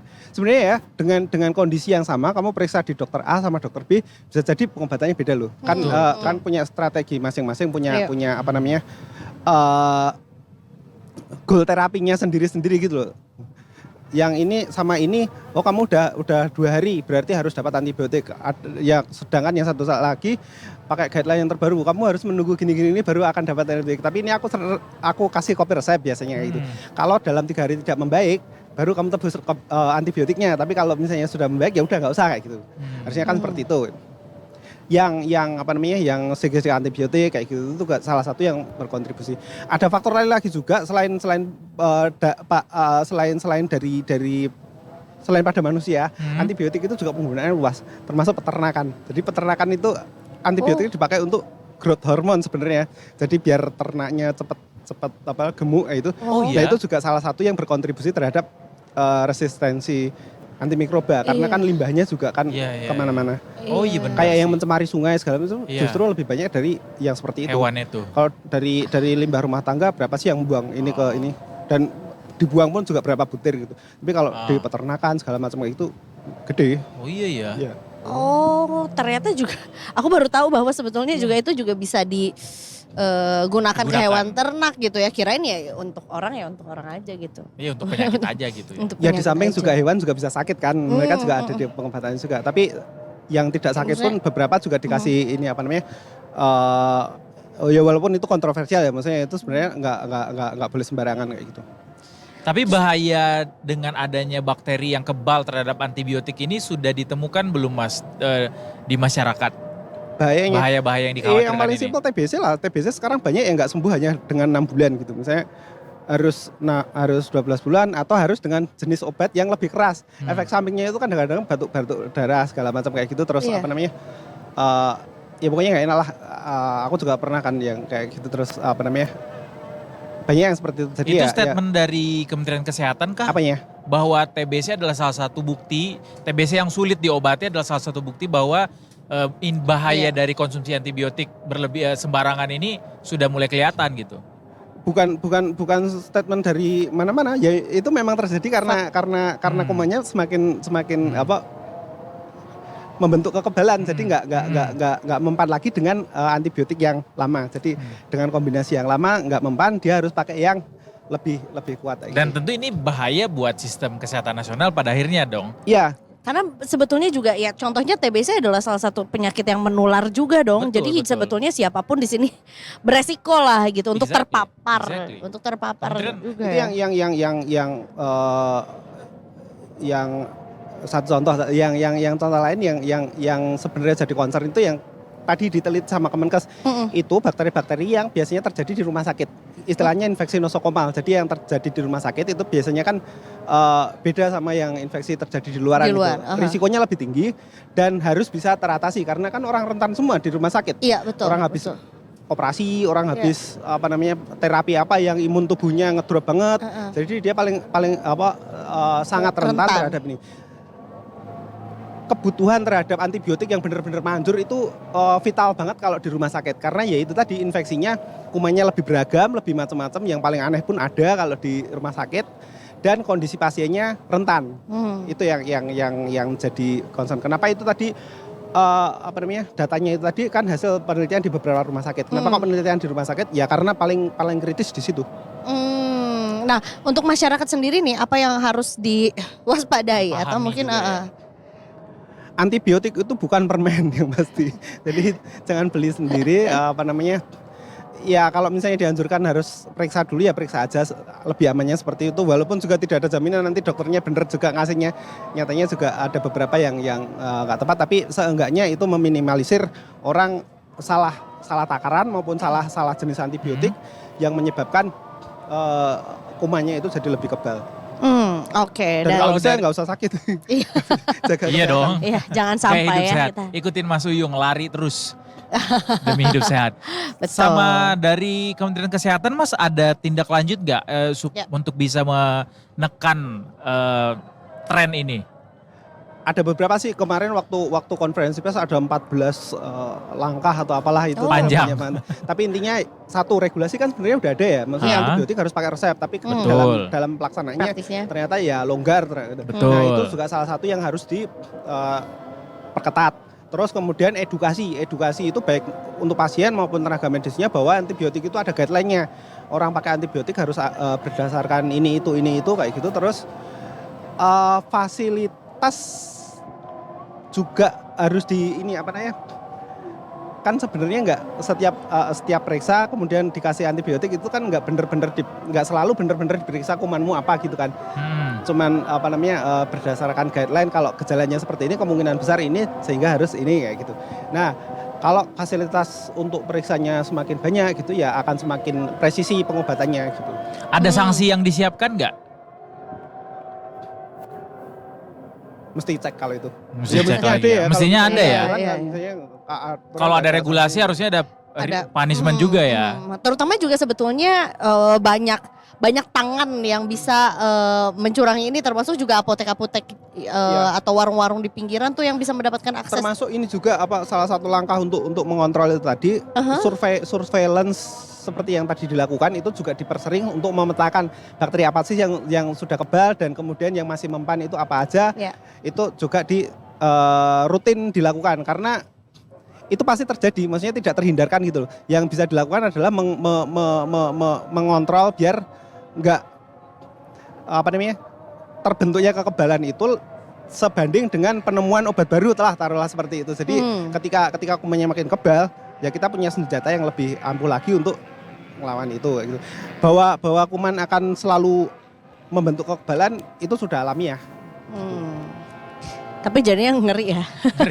Ngeri. Karena sebetulnya begini, yang bikin ngeri itu adalah ketika seseorang tuh misalnya terinfeksi gitu ya. Kemudian dia terinfeksi sama mikroba yang udah sangat kuat sekali. Tapi kemudian outputnya si penyakitnya itu adalah penyakit menular. Terkena sama kita yang nggak tahu apa-apa gitu. Dan berarti kan yang ditularkan itu ya udah si bakteri yang paling kuatnya itu loh yang menularnya itu gitu kan. Pasti kan dia berevolusi makin canggih lagi tuh untuk mengganggu sistem manusia. Memang itu problemnya. Dan itu global sih, nggak cuma di Indonesia aja, itu problem seluruh dunia. Anti istilahnya Mas AMR Mas, resistensi antimikroba pokoknya. Itu jadi diskursus utama juga salah satunya di dunia saat ini ya Mas ya, di dunia kesehatan. Jadi penting untuk mengetahui bahwa antibiotik tadi kata Mas Uyung bukan permen. Jadi tidak untuk sembarang dikonsumsi atas resep dokter. Karena ini jadi salah satu diskursus yang paling penting masyarakat sering tidak hiraukan gitu ya. Betul. Jadi memang sebetulnya bukan ya mudah-mudahan juga terus dikasih tahu lah sama masyarakat. Ya untuk masyarakat juga dari dokternya atau perawatnya juga gitu untuk memang bagaimana sih atau seberapa penting sih menghabiskan antibiotik itu gitu, karena termasuk regulasi dari Kemenkes juga. Justru sebenarnya kita ingatnya pada saat dikasih tahu sama dokter tuh pas kita masih kecil, tapi bandelnya kan udah gedenya. Harusnya gede juga harus bisa tetap nurut ya. Nurut ya. Habisin antibiotiknya. Jangan sembarangan konsumsi antibiotik. Betul. Walaupun mungkin gejalanya sudah nggak ada gitu ya, tapi ya antibiotik tetap harus dihabiskan ya. Gue termasuk sering yang mengabaikan itu tuh. Kan aku sendiri. Karena udah nggak ada gejalanya, udah nggak udah sembuh lah gitu. Iya. Tapi itu harus dihabisin ya Mas. Ya, dosis obat yang sudah dikasih itu harusnya dihabisin semua. Walaupun idealnya diperiksa, jadi diperiksa untuk memastikan beneran sudah mati, sebenarnya sudah hilang apa belum kayak gitu. Cuman kan nggak selalu bisa dilakukan seperti itu. Nah yang nggak dilakukan itu biasanya ada guideline-nya, minimal berapa lama kayak gitu. Nah itu harus dipatuhi seenggaknya itu. Soalnya makin dewasa makin suka ngerasa benar. Sebenarnya ada dua hal sih. Satu karena nggak tahu. Yang kedua terlalu banyak tahu. Iya. Terlalu banyak nggak tahu atau terlalu sok tahu juga bisa. Sejujurnya aku kadang-kadang ada godaan untuk tidak menghabiskan antibiotik karena aku tidak yakin dari mana sih kamu tahu kalau kumannya mati, emang diperiksa kan enggak? Iya, karena kan itu tidak kelihatan juga ya. Yang kita rasakan kan gejalanya udah nggak ada ya, berarti udah sembuh dong gitu. Ternyata. Kamu juga nggak ngeceknya kan sampai ini kita jadi ngajarin gitu ya. Yang nggak baik. Tapi jangan ngajarin itu. Pokoknya ikut aturan aja ya Mas ya. Ya itu harus dihabiskan. Gitu. Jadi, jangan ikutin kita yang sok tahu ini. Karena itu kita juga kan berarti berpartisipasi juga. Iya. Untuk membunuh nih ya, mikroba kita bikin atau deklarasi ya. Eiza, Mas Uyung sama gua. Deklarasi mulai detik ini kami tidak akan pernah tidak menghabiskan obat yang diberikan oleh dokter. Saya berjanji. Kecuali lupa. Gak boleh, ini udah janji nanti ditagih sama Tuhan di akhirat. Ya, karena kita tidak mau menjadi, jangan-jangan nanti justru kita yang menyumbangkan bakteri yang udah berevolusi itu. Betul. Siapa tahu takut. mungkin dia lebih kuatnya jadinya ada di Jadi- tubuh kita. Iya, jadi mutan kita habis itu kan. Masuk X-Men habis itu kita. Anyway, terima kasih Mas Uyung. Takut. Sama-sama. Sudah mau Terima kasih kasih. pencerahan kita. Kita ada satu juga info baru dapat banget tadi adalah soal antibiotik ternyata dipakai sama hewan juga ya. Nah, tapi sebetulnya faktanya ternyata memang banyak obat-obatan yang untuk manusia itu di hewan juga gitu. Gue Bisa juga taunya dari dikonsumsi oleh hewan. iya betul. Gue Karena juga sejatinya taunya kita manusia itu juga hewan sih. Cuma bedanya Bukan- dia punya pikiran aja. bukan dia, bukan kita. Kita saya merasa saya bukan bagian dari manusia. Iya Karena iya. pilihannya hewan. antara hewan sama tumbuhan, nggak mungkin tumbuhan kan. Iya, nggak mungkin tumbuhan. Hewan tapi bukan binatang ya. Binatang jalang. Beda. Aku bukan. Gitu. Detikers, terima kasih banyak. semoga- Sudah Mhm. ngobrol-ngobrol, ikutin kita ngobrol-ngobrol bareng dari jam 3:30 tadi sampai detik ini. Waktunya kita pamit ya Eiza ya. Betul, dan mudah-mudahan juga tadi kita sudah berusaha membuat informasinya se-bite size mungkin. Apakah Ya jadi sebaik Oh, so many semenarik mungkin. bites? Mudah-mudahan enggak ya, mudah-mudahan enggak sampai gumoh ya, cukup Iya. lah. Kita akan hadir lagi minggu depan Detikers. Jangan terus-terusan jangan bosan sama kita untuk makan size yang sudah kita siapkan ini. Betul. Sama Kita- aku lagi loh hari Senin Ih, loh. Kita cakep. berjumpa lagi ya. Siapkan pantun yang banyak Eiza. Saya Eduardo Simarangir pamit. Aku Eiza Malvira pamit. Dan seluruh kru yang bertugas juga ikutan pamit. Detikers, selamat menjelang akhir pekan yang Yes. panjang Dan dan semoga sehat terus ya. Semoga sehat terus Dihabiskan tentunya. juga antibiotiknya. ketemu lagi minggu depan barengan sama kita semua di Detik Sore. Gak cuma hore-hore. Hore-hore. Dadah. Happy weekend.